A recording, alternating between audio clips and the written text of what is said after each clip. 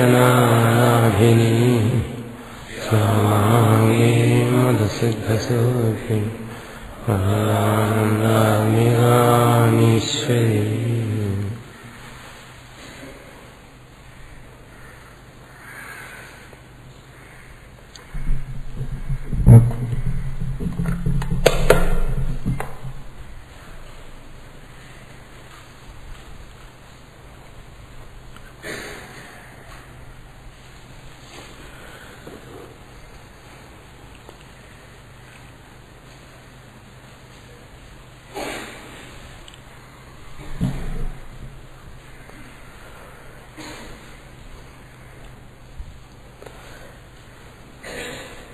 ഗുരുപരമ്പരെ സ്മരിച്ചുകൊണ്ട് നമ്മൾ ചർച്ച ആരംഭിക്കുകയാണ്. ഈശാവാസ്യോപനിഷത്തിൽ ശങ്കരഭാഷ്യത്തിൽ ആദ്യത്തെ മന്ത്രം അതാണ് നമ്മൾ കഴിഞ്ഞ ദിവസം ചർച്ച ചെയ്ത് നിർത്തിയത്. അടുത്ത് വരുന്നത് രണ്ടാമത്തെ മന്ത്രമാണ്.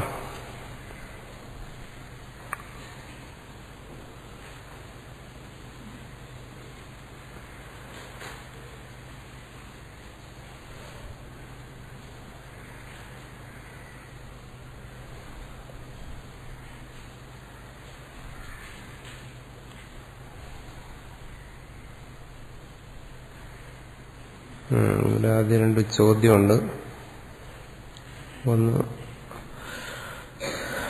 സന്യാസത്തിൽ സകലതും പരിത്യജിച്ചുകൊണ്ടാണെങ്കിൽ ശങ്കരാചാര്യ മഠങ്ങളിൽ തന്നെയുള്ള വ്യവഹാരങ്ങൾ എങ്ങനെ ആരാൽ നിർവഹിക്കപ്പെടുന്നു?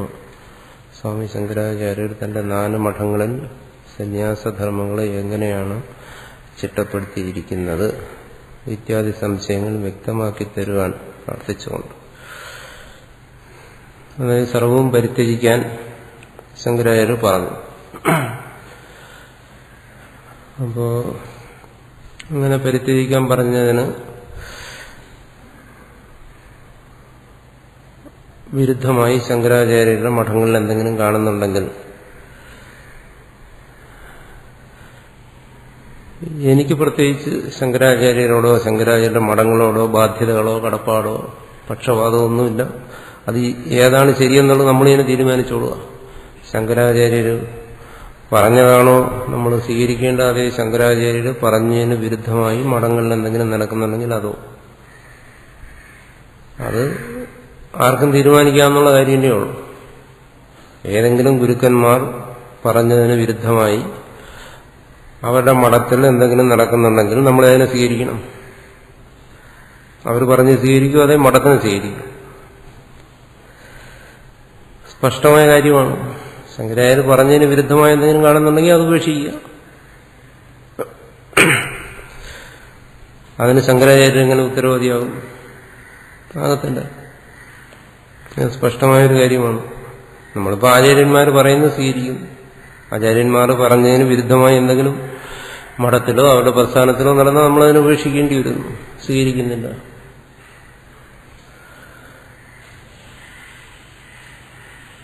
ശങ്കരാചാര്യർ പറഞ്ഞിരിക്കുന്ന സന്യാസത്തിൽ ഭിക്ഷാടനം, അത് മാത്രമേ സന്യാസിക്ക് കർത്തവ്യമായിട്ടുള്ളൂ. എന്ന് പറഞ്ഞാൽ ഞാനീ ചെയ്യുന്ന പ്രവൃത്തിയും ചെയ്യാൻ പാടില്ലാത്തതാണ്. എന്നുവെച്ചാൽ പഠിപ്പിക്കുക, അധ്യയനം അധ്യാപനം, ഇതും സന്യാസിക്ക് പറഞ്ഞിട്ടുള്ള കാര്യമുണ്ട്. അതുകൂടി ചെയ്യാൻ പാടില്ലെന്നാണ്. അത്തരമൊരു സന്യാസത്തെക്കുറിച്ചാണ് ശങ്കരാചാര്യർ പറയുന്നത്. പിന്നെ എന്തുകൊണ്ട് ചെയ്യുന്നു എന്ന് ചോദിച്ചു കഴിഞ്ഞാൽ ചെയ്യാതിരിക്കാൻ പറ്റുന്നില്ല, അതുകൊണ്ട് ചെയ്തു പോകും എന്നുള്ളതേ ഉള്ളൂ. അപ്പോൾ ശങ്കരാചാര്യർ പറഞ്ഞിരിക്കുന്നതിന് ഇത്രയേ ഉള്ളൂ, സ്പഷ്ടമായി പറയുന്നു. സന്യാസി യാതൊരു ധർമ്മങ്ങളുമില്ല. ധർമ്മങ്ങളും ഇല്ല എന്ന് പറയുമ്പോൾ സർവധർമാൻ പരിത്യജ്യ എന്ന് പറയുന്ന അതിന്റെ അക്ഷരാർത്ഥത്തിൽ തന്നെ ബാഹ്യമായി തന്നെ ത്യജിക്കണമെന്നാണ്. അല്ലാതെ മനസ്സുകൊണ്ട് ത്യജിച്ചിട്ട് പുറമേ ചെയ്യുക, അതിന് സന്യാസമെന്ന് ശങ്കരാചാര്യർ പറയുന്നില്ല. കാരണം അത് നടപ്പില്ലാത്തൊരു കാര്യമാണ്. അതുകൊണ്ടാണ് ചിലർ ഈ മന്ത്രത്തിന് തന്നെ വ്യാഖ്യാനിക്കുമല്ലോ, തെത്തേന ഭുഞ്ചീതാഹ, ത്യജിച്ചിട്ട് ഭുജിക്കുക. കേൾക്കുമ്പോൾ എന്തോ വലിയൊരു ആനക്കാര്യം പോലെ നമുക്ക് തോന്നും. പക്ഷെ അത് ഒരിക്കലും നടക്കാത്ത കാര്യമാണ്.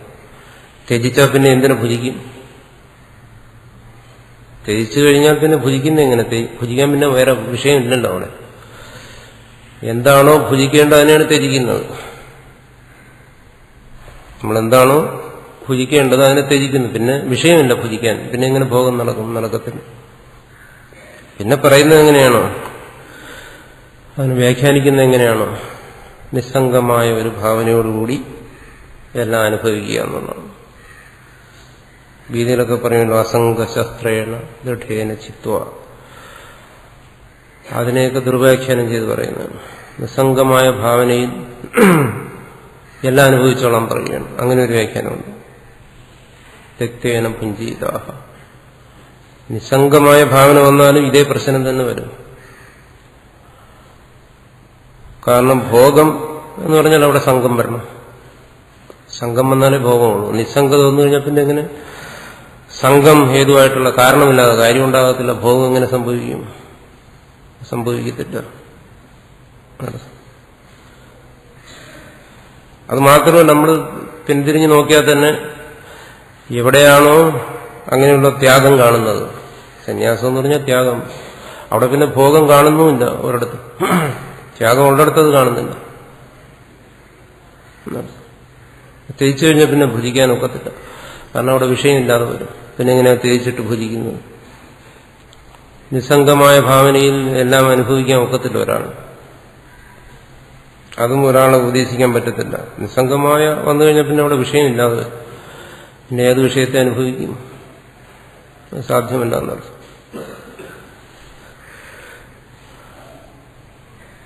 മഹാത്മാക്കളുടെയൊക്കെ ചരിത്രം നോക്കിയാലും നമുക്ക് മനസ്സിലാവും. അങ്ങനെയുള്ള ത്യാഗികൾ അവർ പിന്നെ ഭോഗികളായി കാണുന്നതായിട്ട് നമ്മൾ കാണുന്നില്ല. ത്യാഗികളൊന്നും തന്നെ ത്യാഗവും ഭോഗവും ഒരിടത്തിരിക്കത്തില്ല ഒരിക്കലും. സാധാരണ പറയാറുണ്ടല്ലോ, രാമനുള്ളിടത്ത് കാമനില്ല, കാമമുള്ളിടത്ത് രാമനുമില്ല എന്ന് പറയും. അത് രണ്ടും കൂടെ ഒരിടത്ത് എങ്ങനെ ഇരിക്കും? അതൊരിക്കലും സാധ്യമേ അല്ല. ഇപ്പൊ ശ്രീരാമകൃഷ്ണദേവന്റെ തന്നെ ഉദാഹരണം എടുത്തു കഴിഞ്ഞാൽ, സമീപകാലത്ത് ജീവിച്ചിരുന്ന ആളാണ്. അദ്ദേഹം എന്ത് ചെയ്തു? ത്യജിച്ച പരിപൂർണമായ കാമിനി കാഞ്ചന ത്യാഗം. അതിനൊരു പ്രത്യക്ഷമായ ഉദാഹരണമാണ്.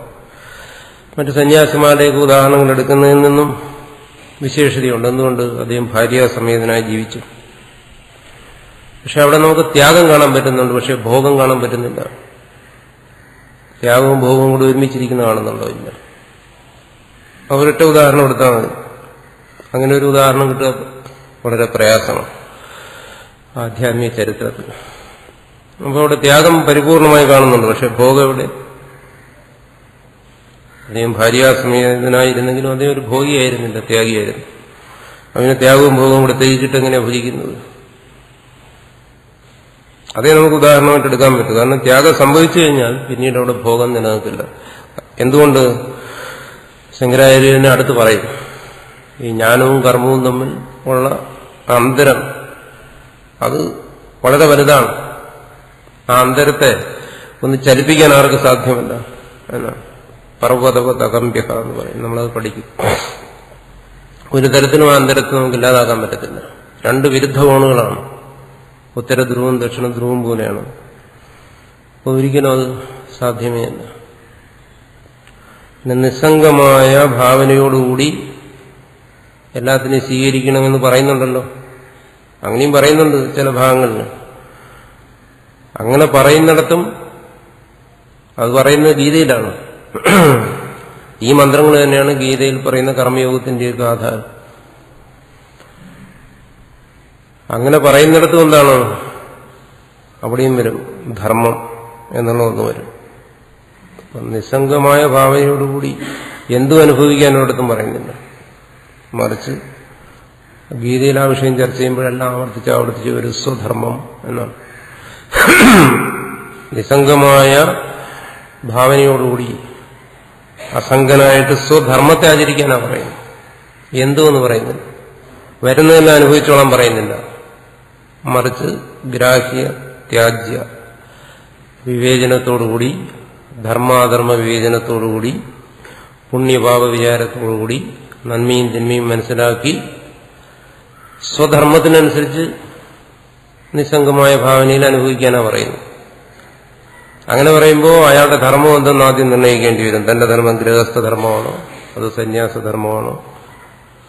അപ്പോൾ ആ ധർമ്മത്തിൽ അയാൾക്ക് ഗ്രാഹ്യ ത്യാജ്യ വിവേചനങ്ങൾ വേണ്ടിവരും.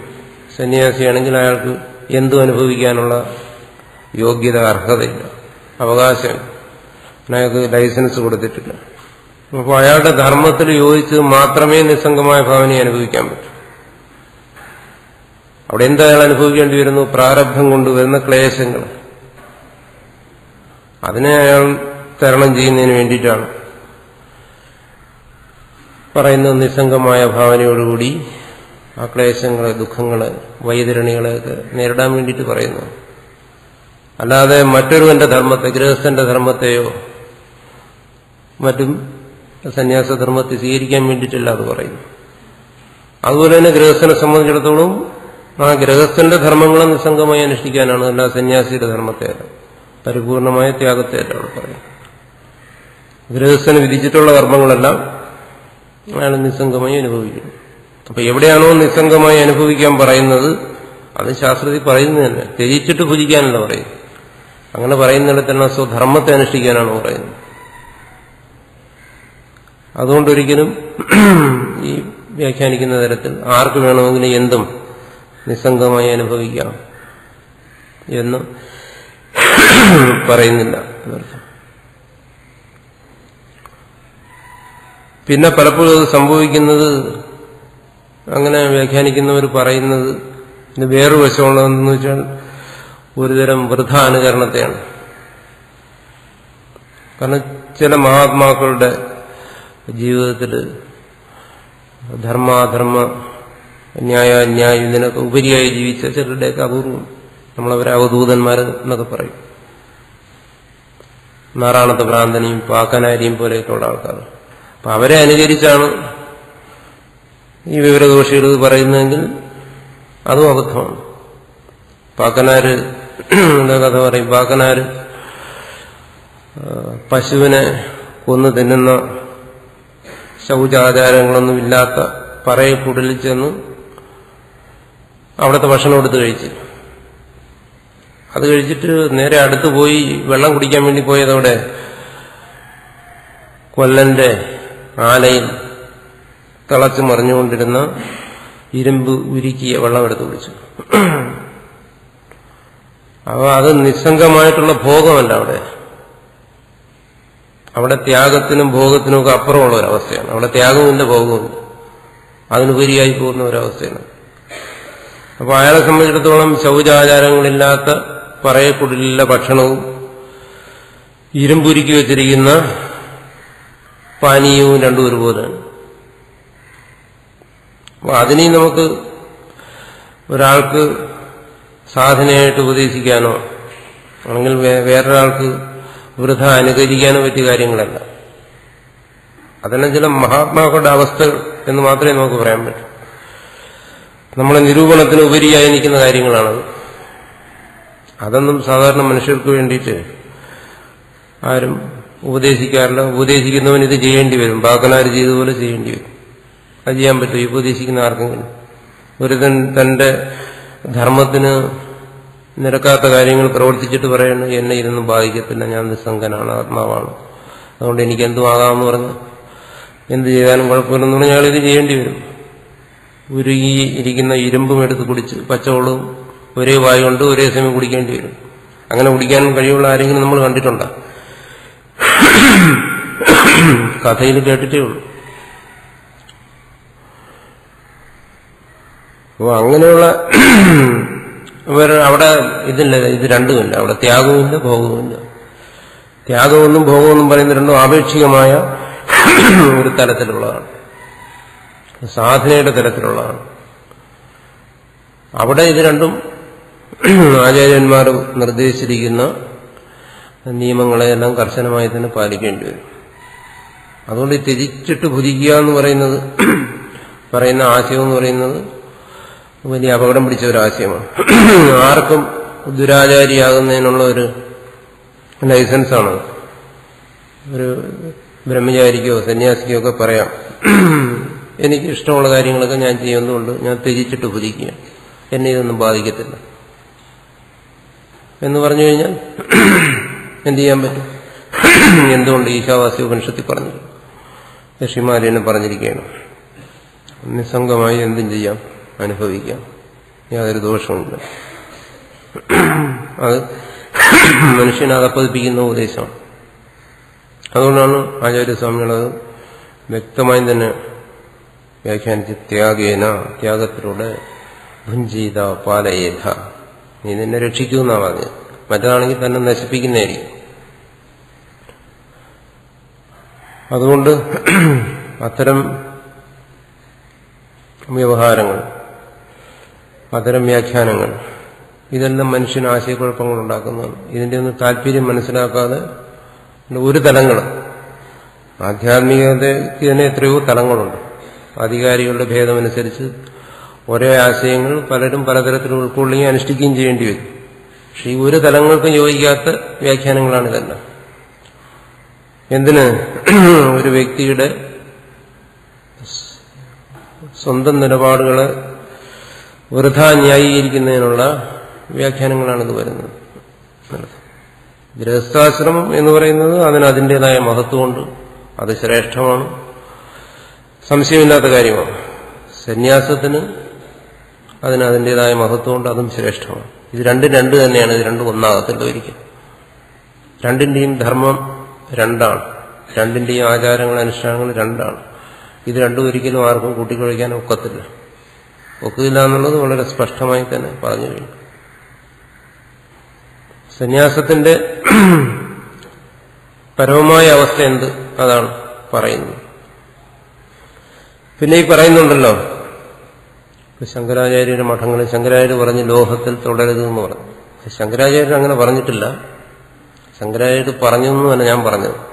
ഞാൻ പറയുന്ന കാര്യങ്ങളെല്ലാം ഇവിടെ ഇരിക്കുന്ന ഒരു കേൾക്കുന്നതെന്നുള്ള ഒരു വലിയ സൗഭാഗ്യമാണ്. അങ്ങനെ ശങ്കരാചാര്യർ പറഞ്ഞതായി ഞാൻ പറഞ്ഞിട്ടില്ല. അങ്ങനെ പറഞ്ഞിരിക്കുന്ന സ്മൃതികളിലാണ്. അങ്ങനെ പറഞ്ഞ സ്മൃതികളെ ശങ്കരാചാര്യർ പിന്താങ്ങിയിരിക്കുകയാണ്.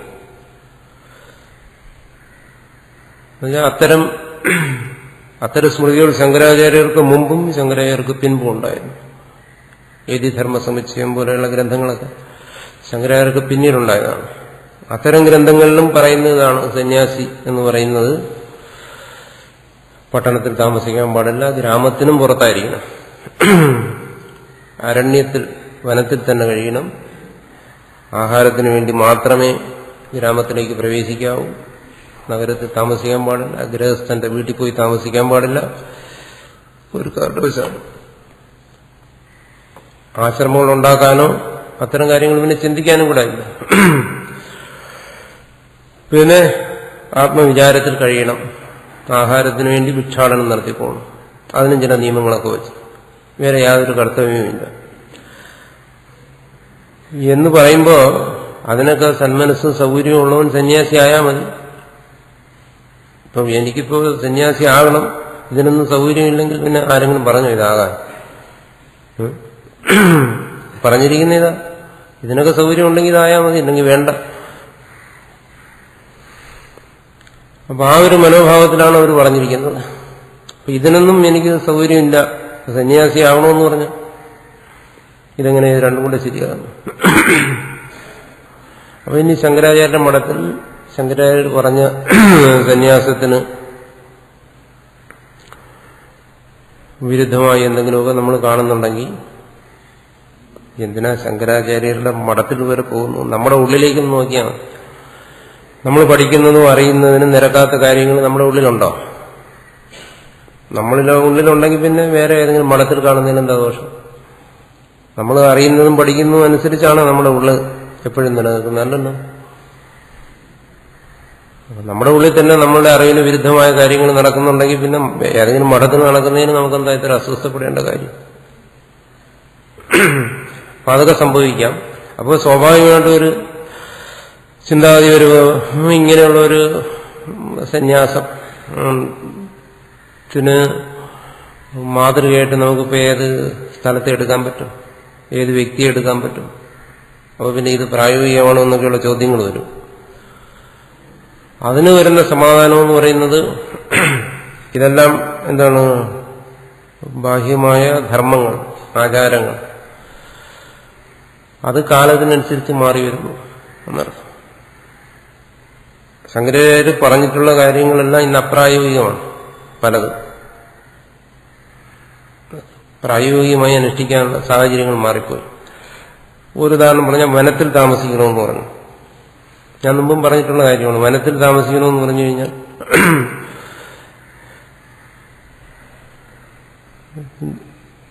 പ്രയാസമാണ്. കന്യാകുമാരി മുതലങ്ങ് ഹിമാലയം, നേപ്പാൾ, തിബത്ത് വരെയുള്ള വനങ്ങളിലെല്ലാം ഞാൻ പോയി നോക്കിയിട്ടുണ്ട്. സന്യാസിമാർക്ക് താമസിക്കാൻ പറ്റിയ വനം ഇന്നില്ല. കാരണം എല്ലാം ഫോറസ്റ്റ്, ഗവൺമെന്റ് വകയാണ് വനം. അവിടെ പോയി നമ്മൾ താമസിച്ചു കഴിഞ്ഞാൽ പിടിച്ച് ജയിലിൽ കൊണ്ടിടും. താമസിക്കാൻ അനുവാദമില്ല. വനത്തിൽ താമസിക്കാൻ സന്യാസിക്കുന്ന അനുവാദമില്ല. അപ്പൊ പിന്നെ എന്ത് ചെയ്യും? വനത്തിൽ അങ്ങനെ താമസിക്കും. ശങ്കരാചാര്യർ പറഞ്ഞിരിക്കുന്ന വനത്തിൽ അരണ്യവാസമാണ് സന്യാസിക്ക് വിധിച്ചിരിക്കുന്നത്. അപ്പൊ ഇന്നിപ്പോ അത് പറ്റത്തില്ല. പറ്റില്ലെങ്കിൽ പിന്നെ ആശ്രമത്തിൽ താമസിക്കേണ്ടി വരും. അപ്പോൾ അത് കാലം മാറിയതുകൊണ്ട് വരുന്ന കാര്യങ്ങളാണ്. അങ്ങനെ വരുന്ന മാറ്റങ്ങളൊക്കെ അനുസരിച്ച് പോവുക എന്നുള്ളതേ ഇന്നത്തെ സന്യാസത്തിന് നിവൃത്തിയുള്ളൂ. അന്നത്തെ കാലത്തിന് യോജിച്ച രീതിയിൽ അങ്ങനെയുള്ള ബാഹ്യമായ വ്യവഹാരങ്ങൾക്ക് അന്ന് നിർദ്ദേശിച്ചു. പക്ഷെ ഇന്നത്തെ കാലത്തിന് യോജിച്ച രീതിയിൽ അതിന് മാറ്റങ്ങൾ വന്നിരിക്കുന്നു. ഇന്നതൊന്നും സാധ്യമല്ലാത്തതുകൊണ്ട് സന്യാസി ഭിക്ഷാടനം കഴിക്കണമെന്ന് പറഞ്ഞു. ഭിക്ഷാടനം എന്ന് പറയുന്നത് എല്ലാ രാജ്യത്തിലും നിരോധിച്ചിട്ടുള്ള കാര്യമാണ്. യാചകരെ കണ്ട യാചക എന്താണ് നിരോധിത മേഖല എവിടെ ചെന്നാലും ജീവിതം. പിന്നെ എങ്ങനെ ഭിക്ഷാടനം നടത്തും? ഇന്നത്തെ നിയമത്തിനെതിരായ കാര്യം ഇങ്ങനെ നടത്താൻ പറ്റും?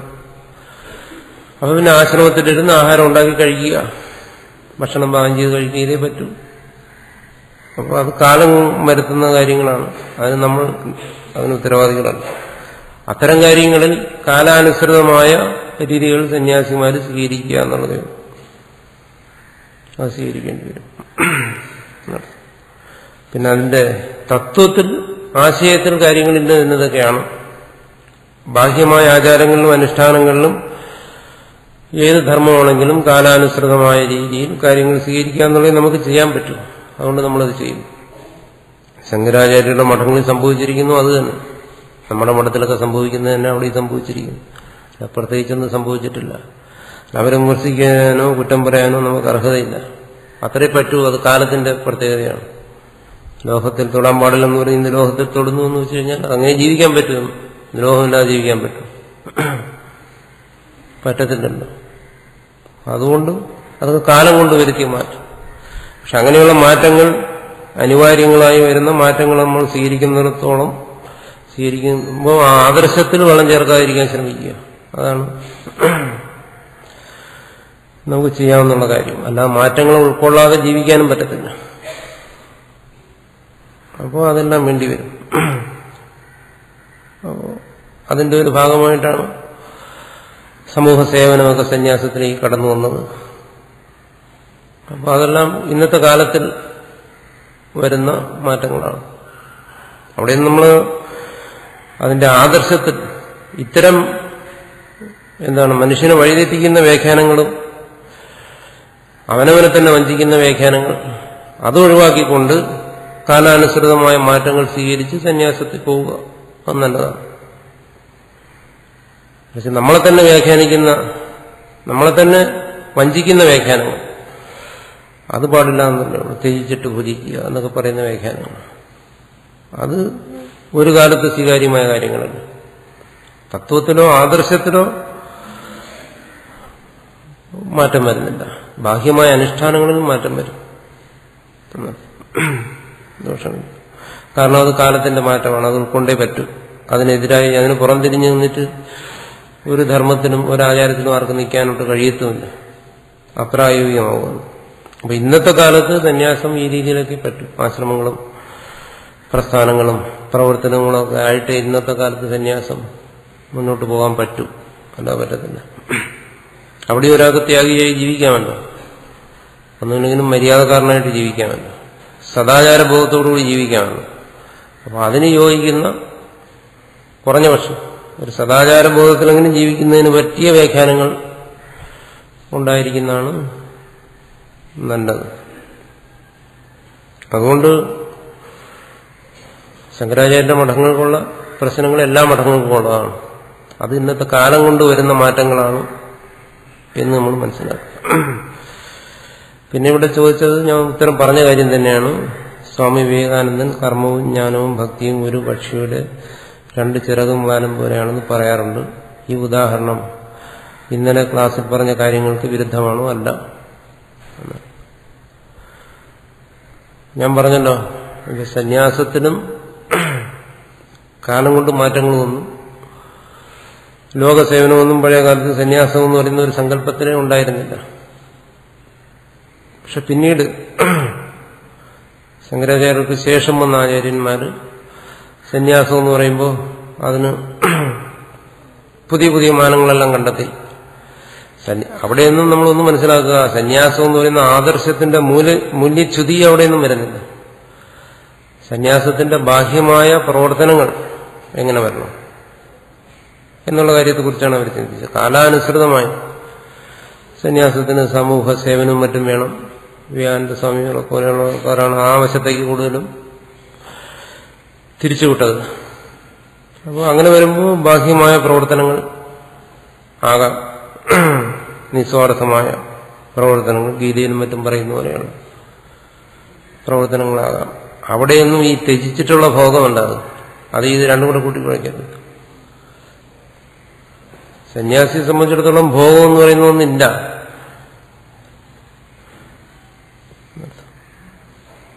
ത്യാഗമേ ഉള്ളൂ. ആ ത്യാഗത്തിൽ നിന്നുകൊണ്ടുള്ള ഭോഗത്തെ ഒഴിവാക്കിക്കൊണ്ടുള്ള കർമ്മങ്ങളാകാം. ഭോഗം എന്ന് പറയുന്ന ഒരു വാക്കിനെ അവിടെ പ്രസക്തിയില്ല. സന്യാസം എന്ന് പറയുന്നത്, ത്യാഗം എന്ന് പറയുന്നത്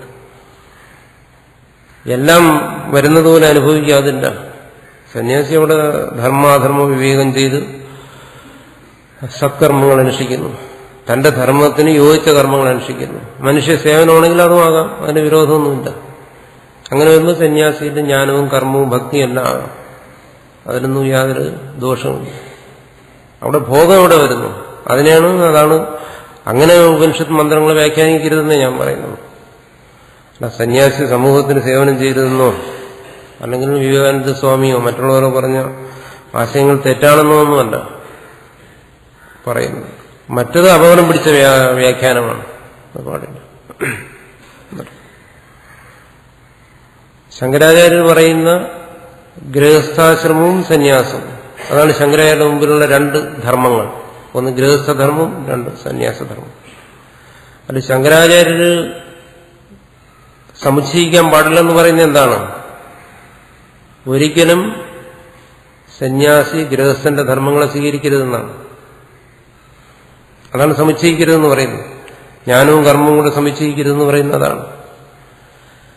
അല്ലെങ്കിൽ ഗൃഹസ്ഥൻ ഒരിക്കലും സന്യാസിയുടെ ധർമ്മത്തെ സ്വീകരിക്കരുതെന്നാണ്. ഗൃഹസ്ഥന് സമ്പത്ത് വേണം, ഭാര്യാപുത്രാദികളുണ്ട്, ആ ധർമ്മങ്ങളെല്ലാം നിർവഹിക്കണം.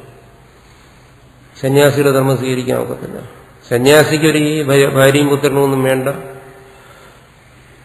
അവർക്ക് വേണ്ടി സമ്പത്തുണ്ടാക്കണ്ട. അപ്പൊ ആ സന്യാസിക്കും ആവശ്യമില്ല. അപ്പൊ ഇത് രണ്ടും തന്നെയായിരിക്കും ലോകം ഉള്ളിടത്തോളം കാലം. ഇങ്ങനെ രണ്ട് ആശയം ഉണ്ടെങ്കിൽ അത് രണ്ടായിട്ടേ നിൽക്കും. ഇതിനെ ആർക്കും ഒരിക്കലും സമുച്ചയിക്കാനൊട്ട് സാധ്യവുമല്ല. പിന്നെ സന്യാസി ചെയ്യുന്ന സാമൂഹ്യ സേവനം, നിഷ്കാമകർമ്മം, ഈശ്വരാരാധന രൂപത്തിൽ ചെയ്യുന്ന കർമ്മം, ഇതൊന്നും ഗൃഹസ്ഥധർമ്മമല്ല. അതുകൊണ്ട് അവിടെ ഗൃഹസ്ഥധർമ്മമായിട്ട് അവിടെ സമുച്ചയിക്കുന്നുമില്ല. ശങ്കരാചാര്യർ പറയുന്ന സമുച്ചയ ദോഷം ഒരിക്കലും സന്യാസി വരുന്നില്ല. അയാൾ തനിക്ക് വേണ്ടി എന്തെങ്കിലും ചെയ്യുന്നില്ല. അയാൾ സമൂഹ നന്മയ്ക്ക് വേണ്ടി തന്നെ ചെയ്യുന്നു. അയാൾ കർത്തൃത്വ ബോധത്തോടുകൂടി എന്തെങ്കിലും ചെയ്യുന്നുണ്ട്. ഞാൻ കർമ്മം ചെയ്യുന്നു എന്ന വിചാരത്തോടുകൂടി ഈ കർമ്മത്തിന്റെ ഫലം എനിക്ക് അനുഭവിക്കണം എന്ന വിചാരത്തോട് കർമ്മം ചെയ്യുമ്പോഴാണ് താൻ കർത്താവും ഭോക്താവും ആകുന്നത്. സന്യാസിയുടെ കർമ്മത്തിൽ രണ്ടുമില്ല. ഞാൻ പ്രവർത്തിക്കുന്നു എന്നുള്ള ഭാവമില്ല. ഈ പ്രവൃത്തിയുടെ ഫലം എനിക്ക് അനുഭവിക്കണം എന്നുള്ള ഭോക്തൃത്വ ഭാവമില്ല. ഇത് രണ്ടുമില്ലാതെയാണ് സന്യാസി കർമ്മം ചെയ്യുന്നത്. അപ്പൊ അങ്ങനെയുള്ള കർമ്മവും ജ്ഞാനവും ഭക്തിയും ഒക്കെയാണ് ഇവിടെ പറഞ്ഞിരിക്കുന്നത്. എന്താണ്? പക്ഷിയുടെ ചിറകും വാലും പോലെ എന്ന് പറഞ്ഞിരിക്കുന്നത്. അത് ഗൃഹസ്ഥധർമ്മമല്ല. അത് കഴിഞ്ഞ ക്ലാസ്സിൽ ഞാൻ വ്യക്തമായി പറഞ്ഞ ശങ്കരാചാര്യൻ നിഷേധിക്കുന്നത് കർത്തൃത്വ ഭോക്തൃത്വത്തോടുകൂടിയുള്ള ഗൃഹസ്ഥന്റെ കർമ്മങ്ങൾ. അതും വിശേഷിച്ച് പറയുന്നു വൈദികമായ കർമ്മങ്ങൾ, ശ്രൗതസ്മാർത്ഥ കർമ്മങ്ങൾ. അതും താൻ ആത്മാവാണോ എന്നുള്ള സന്യാസിയുടെ ആത്മബോധവും തമ്മിൽ സമുച്ചയിക്കാൻ പറ്റത്തില്ലെന്നാണ്. രണ്ടും ഒരാൾക്ക് ഒരേ സമയം അനുഷ്ഠിക്കാൻ സാധ്യമല്ലെന്നാണ് പറഞ്ഞത്. അല്ലാതെ സന്യാസിയുടെ നിഷ്കാമകർമ്മത്തെയോ എന്നുവെച്ചാൽ സന്യാസി ത്യാഗം ഒരു സാധനയായി അനുഷ്ഠിക്കുന്ന ഒരാളുണ്ട്. സന്യാസി എന്ന് പറയുമ്പോൾ തന്നെ കഴിഞ്ഞ ദിവസം നമ്മൾ ചർച്ച ചെയ്തതാണ്. അതിന് തന്നെ പല മാനങ്ങളുണ്ട്. ത്യാഗത്തെ ഒരു ഈശ്വരാന്വേഷണത്തിനുള്ള ഒരു ഉപാധിയായി ഒരു സാധനയായി സ്വീകരിക്കുന്ന ഒരാളുടെ പ്രവൃത്തി.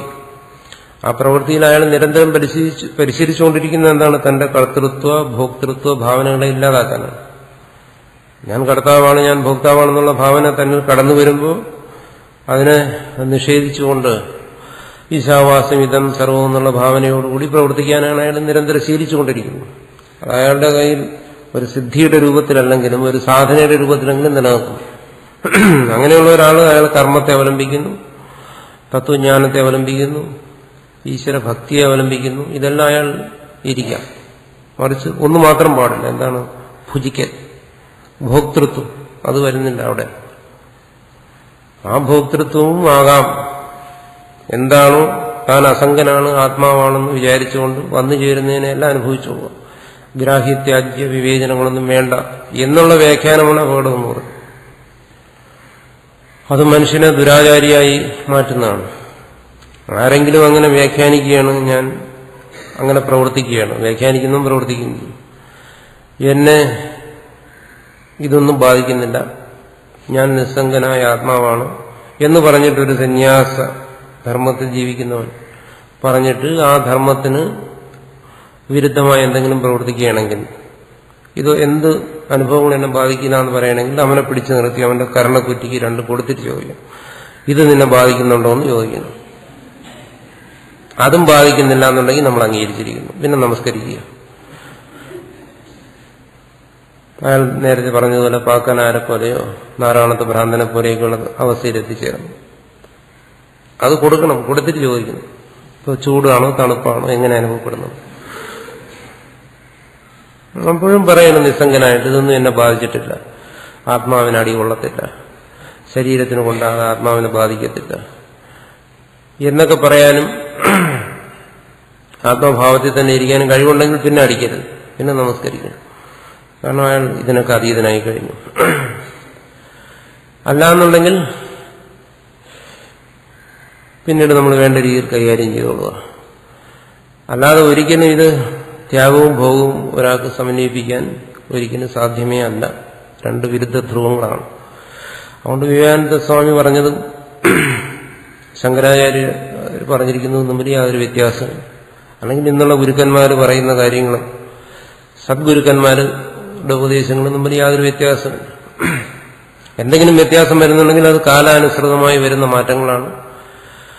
അത് സ്വീകരിച്ചുകൊണ്ടുവന്ന് പഴയ മനുവിന്റെ കാലം മുതൽ തന്നെ പറഞ്ഞിട്ടുണ്ട്. മനുവിന്റെ കാലത്തുണ്ടായിരുന്ന സാമൂഹ്യ വ്യവസ്ഥിതികൾ, അത്തരം സാമൂഹ്യ വ്യവസ്ഥിതികളൊക്കെ മാറിപ്പോയില്ലേ കാലം കൊണ്ട്. അപ്പൊ അങ്ങനെ വരുന്ന സ്മാർത്ഥമായ ആചാരങ്ങളും അനുഷ്ഠാനങ്ങളും എല്ലാം കാലാനുസൃതമായി സ്വീകരിച്ചുകൊണ്ടുവന്ന് അന്നേ പറഞ്ഞിട്ടുണ്ട് ഋഷിമാർ. അത് കാലാനുസൃതമായ മാറ്റങ്ങൾ നമ്മൾ സ്വീകരിക്കത്തില്ല എന്നുള്ള സാക്ഷ്യമാണ് പ്രശ്നങ്ങൾ സൃഷ്ടിക്കുന്നത്. അങ്ങനെ പറയുന്നിടത്താണ് കാലത്തിനനുസരിച്ചുള്ള മാറ്റങ്ങൾ ഉൾക്കൊള്ളത്തില്ല, അന്ന് എന്ത് പറഞ്ഞോ അത് തന്നെ ഇന്നും നടക്കണം അന്ന് ബ്രാഹ്മണൻ, ക്ഷത്രിയൻ, വൈശ്യൻ, ശൂദ്രൻ എന്നൊക്കെ പറഞ്ഞ് ഇന്നും അത് തന്നെ നടക്കണം എന്ന് പറയുന്നിടത്താണ് ഈ അടിയും പിടിയും ബഹളമൊക്കെ ഉണ്ടാകും. അല്ല, കാലത്തിനനുസരിച്ചുള്ള മാറ്റങ്ങൾ സ്വീകരിക്കാമെന്ന് പറഞ്ഞാൽ അവിടെ വഴക്കും വെക്കാണമൊന്നും ഇല്ല, അതിന്റെ പ്രശ്നങ്ങളൊന്നും വരുന്നില്ല. അത് ആചാര്യന്മാര് തന്നെ സമ്മതിച്ചിട്ടുള്ളതാണ്. കൂടാതെ മുമ്പ് ഞാൻ പറഞ്ഞിട്ടുള്ളതാണ് മുനീനാം ഉത്തരോത്തരം പ്രാമാണ്യം. മുനിമാരിൽ, ഗുരുക്കന്മാരിൽ ഉത്തരോത്തരം ഉള്ളവർ പറയുന്നതിനാണ് നമ്മൾ പ്രമാണമായി സ്വീകരിക്കേണ്ടത് എന്നാണ്. എന്നുവെച്ചാൽ ഇന്നത്തെ കാലഘട്ടത്തിനനുസരിച്ച് ഇന്നത്തെ ഗുരുക്കന്മാർ ഉപദേശിക്കുന്ന കാര്യങ്ങളിൽ ബാഹ്യമായ ആചാരങ്ങളിലും മറ്റും തത്വത്തിനോ അതിന്റെ മൂല്യത്തിലോ അല്ല, പൂർവാചാര്യന്മാർ പറഞ്ഞതിൽ നിന്നും വ്യത്യാസമായി എന്തെങ്കിലും കാണുന്നുണ്ടെങ്കിൽ ഇന്ന് പറഞ്ഞ ആചാര്യന്മാർ സ്വീകരിച്ചോളാൻ തന്നെയാണ് പറഞ്ഞിരിക്കുന്നത്. കാരണം ഈ കാലത്തിൽ നിന്നുകൊണ്ടല്ലേ അവർ പറയുന്നു. പഴയ ആചാര്യന്മാർ പറഞ്ഞതിന്റെ പണ്ട് ഒരു ആചാര്യൻ പറഞ്ഞ് ലോഹത്തിൽ തൊടാൻ പാടില്ല, ഇന്നൊരാചാര്യൻ പറയുന്നു ഇന്ന് ലോഹത്തിൽ തൊടാതെ ജീവിക്കാൻ പറ്റത്തില്ല എന്ന് പറഞ്ഞാൽ ഇന്ന് പറയുന്ന ആചാര്യൻ തന്നെ സ്വീകരിച്ചുകൊള്ളുക. നമ്മൾ ആളിന് ആചാര്യനായി അംഗീകരിക്കുന്നുണ്ടെങ്കിൽ ഉത്തരോത്തരം പ്രമാണവുമാണ്. കാരണം കാലത്തിനനുസരിച്ചുള്ള ഉപദേശങ്ങൾ കൊടുത്ത് മനുഷ്യനെ നയിക്കുകയാണ് ആചാര്യന്മാരുടെ കർത്തവ്യം. അതുകൊണ്ട് അക്കാര്യത്തിൽ യാതൊരു സംശയവും വേണ്ട. ശങ്കരാചാര്യർ പറഞ്ഞ കാര്യങ്ങളിൽ നിന്നും എന്തെങ്കിലും വ്യത്യാസമായി വിവേകാനന്ദ സ്വാമി പറഞ്ഞിട്ടുണ്ടെങ്കിൽ വിവേകാനന്ദ സ്വാമി പറഞ്ഞ തന്നെ സ്വീകരിക്കണം. ബാഹ്യാചാരങ്ങളെ സംബന്ധിച്ചിടത്തോളം അതിന്റെ ആന്തരികമായ തത്വത്തിൽ വ്യത്യാസം കാണത്തുമില്ല. രണ്ടുപേരും പറഞ്ഞിരിക്കുന്ന ഒന്ന് തന്നെയാണ്, അതിൽ വ്യത്യാസം വരത്തില്ല. ബാഹ്യമായ കാര്യങ്ങളെ സംബന്ധിച്ചിടത്തോളം പിന്നീട് പറഞ്ഞു തന്നെയാണ് ആ കാലത്ത് ജീവിച്ചിരിക്കുന്നവർ സ്വീകരിക്കേണ്ടത്. അതുകൊണ്ട് ഇന്നലെ ക്ലാസ്സിൽ പറഞ്ഞ കാര്യങ്ങൾക്ക് വിരുദ്ധമാണോ ഇന്ന് പറയാൻ പോകുന്നതെന്നാണ്. അങ്ങനെ വരാൻ വഴിയില്ല. ഇന്നലെ പറഞ്ഞ കാര്യങ്ങൾക്ക് വിരുദ്ധമായി ഇന്ന് വരത്തില്ല എന്നാണ് എന്റെ ധാരണ. അപ്പോൾ എന്നുവെച്ചാൽ പൂർവാചാര്യന്മാർ പറഞ്ഞതിന് വിരുദ്ധമായെന്നും നമ്മൾ പറയുന്നില്ല, അതിന്റെ പൂരിതമായ രീതിയിലാണ് നമ്മൾ പറയുന്നത് എന്ന് നമ്മൾ മനസ്സിലായിട്ടുണ്ട്.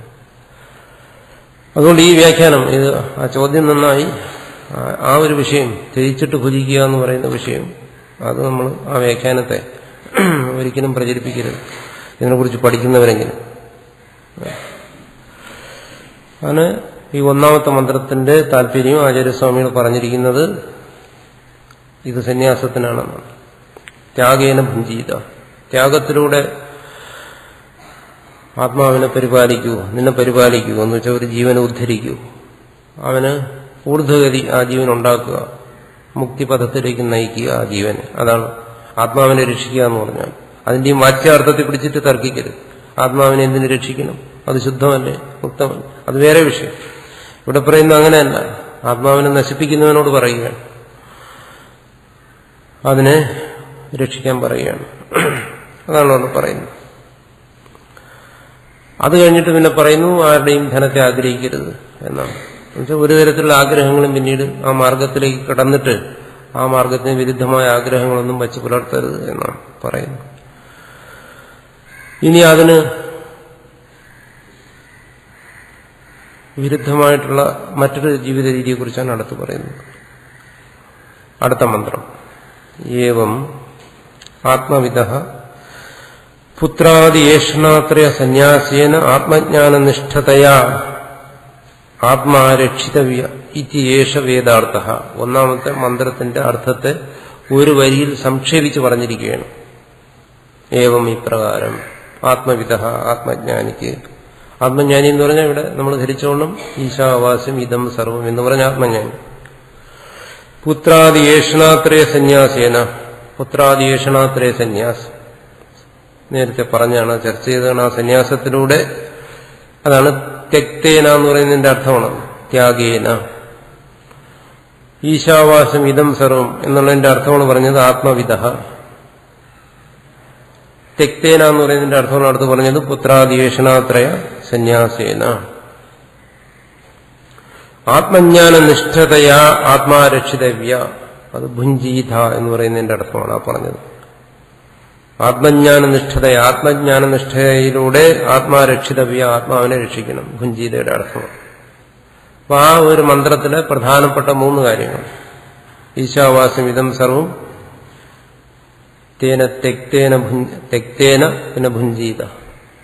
ആ 3 പദങ്ങളുടെ അർത്ഥമാണ് ഇവിടെ പറഞ്ഞത്. ആത്മവിദഃ 1, പുത്രാദ്യേഷണാത്രയ സന്യാസേന 2, ആത്മജ്ഞാന നിഷ്ഠതയ ആത്മാരക്ഷിതവ്യ 3. ആ 3 പദങ്ങളുടെ അർത്ഥം പറഞ്ഞിരിക്കുകയാണ്. ഇത്യേഷ വേദാർത്ഥ, ഇത് തന്നെയാണ് വേദത്തിന്റെ താല്പര്യം എന്ന് പറഞ്ഞാൽ ഈ പറഞ്ഞ മന്ത്രത്തിന്റെ താല്പര്യം മാത്രമല്ല, സമ്പൂർണ്ണ വേദത്തിന്റെയും താല്പര്യം ഇതെന്നാണ്. ഈ ഒരു മന്ത്രത്തിന്റെ മാത്രം താല്പര്യമല്ല എന്ന് പറഞ്ഞു. ഇനി അടുത്ത് പറഞ്ഞു അധ എന്ന് പറഞ്ഞാൽ ഇനി അടുത്ത കാര്യം പറയാൻ പോകുന്നു എന്നാണ്. അധ എന്ന് പറയുന്നത് പക്ഷാന്തരത്തെ കാണിക്കാൻ വേണ്ടിയാണ്, വേറൊരു പക്ഷത്തിലേക്ക് കിടക്കുകയാണ്. ഇതരസ്യ അനാത്മജ്ഞതയ ആത്മഗ്രഹണായ അശക്തസ്യ ഇതം ഉപദിശതി മന്ത്ര. അടുത്ത മന്ത്രം എന്തിനു വേണ്ടിയിട്ടാണ്? ഇതരസ്യ, അന്യൻ, വേറെ ചിലരുണ്ട്. ഈശാവാസ്യം ഇതം സർവം എന്നുള്ള ബോധമില്ലാത്തവർ, അനാത്മജ്ഞതയ, ആത്മബോധമില്ല, ആത്മഗ്രഹണായ അശക്തസ്യ, ആത്മഗ്രഹണായ, ഗ്രഹണം എന്ന് പറഞ്ഞാൽ ഓർത്തോണം പല ഭാഗത്തും വരും, ജ്ഞാനം എന്നാണ് അർത്ഥം. ഗ്രഹണം, ജ്ഞാനം, ആത്മഗ്രഹണം, ആത്മജ്ഞാനം.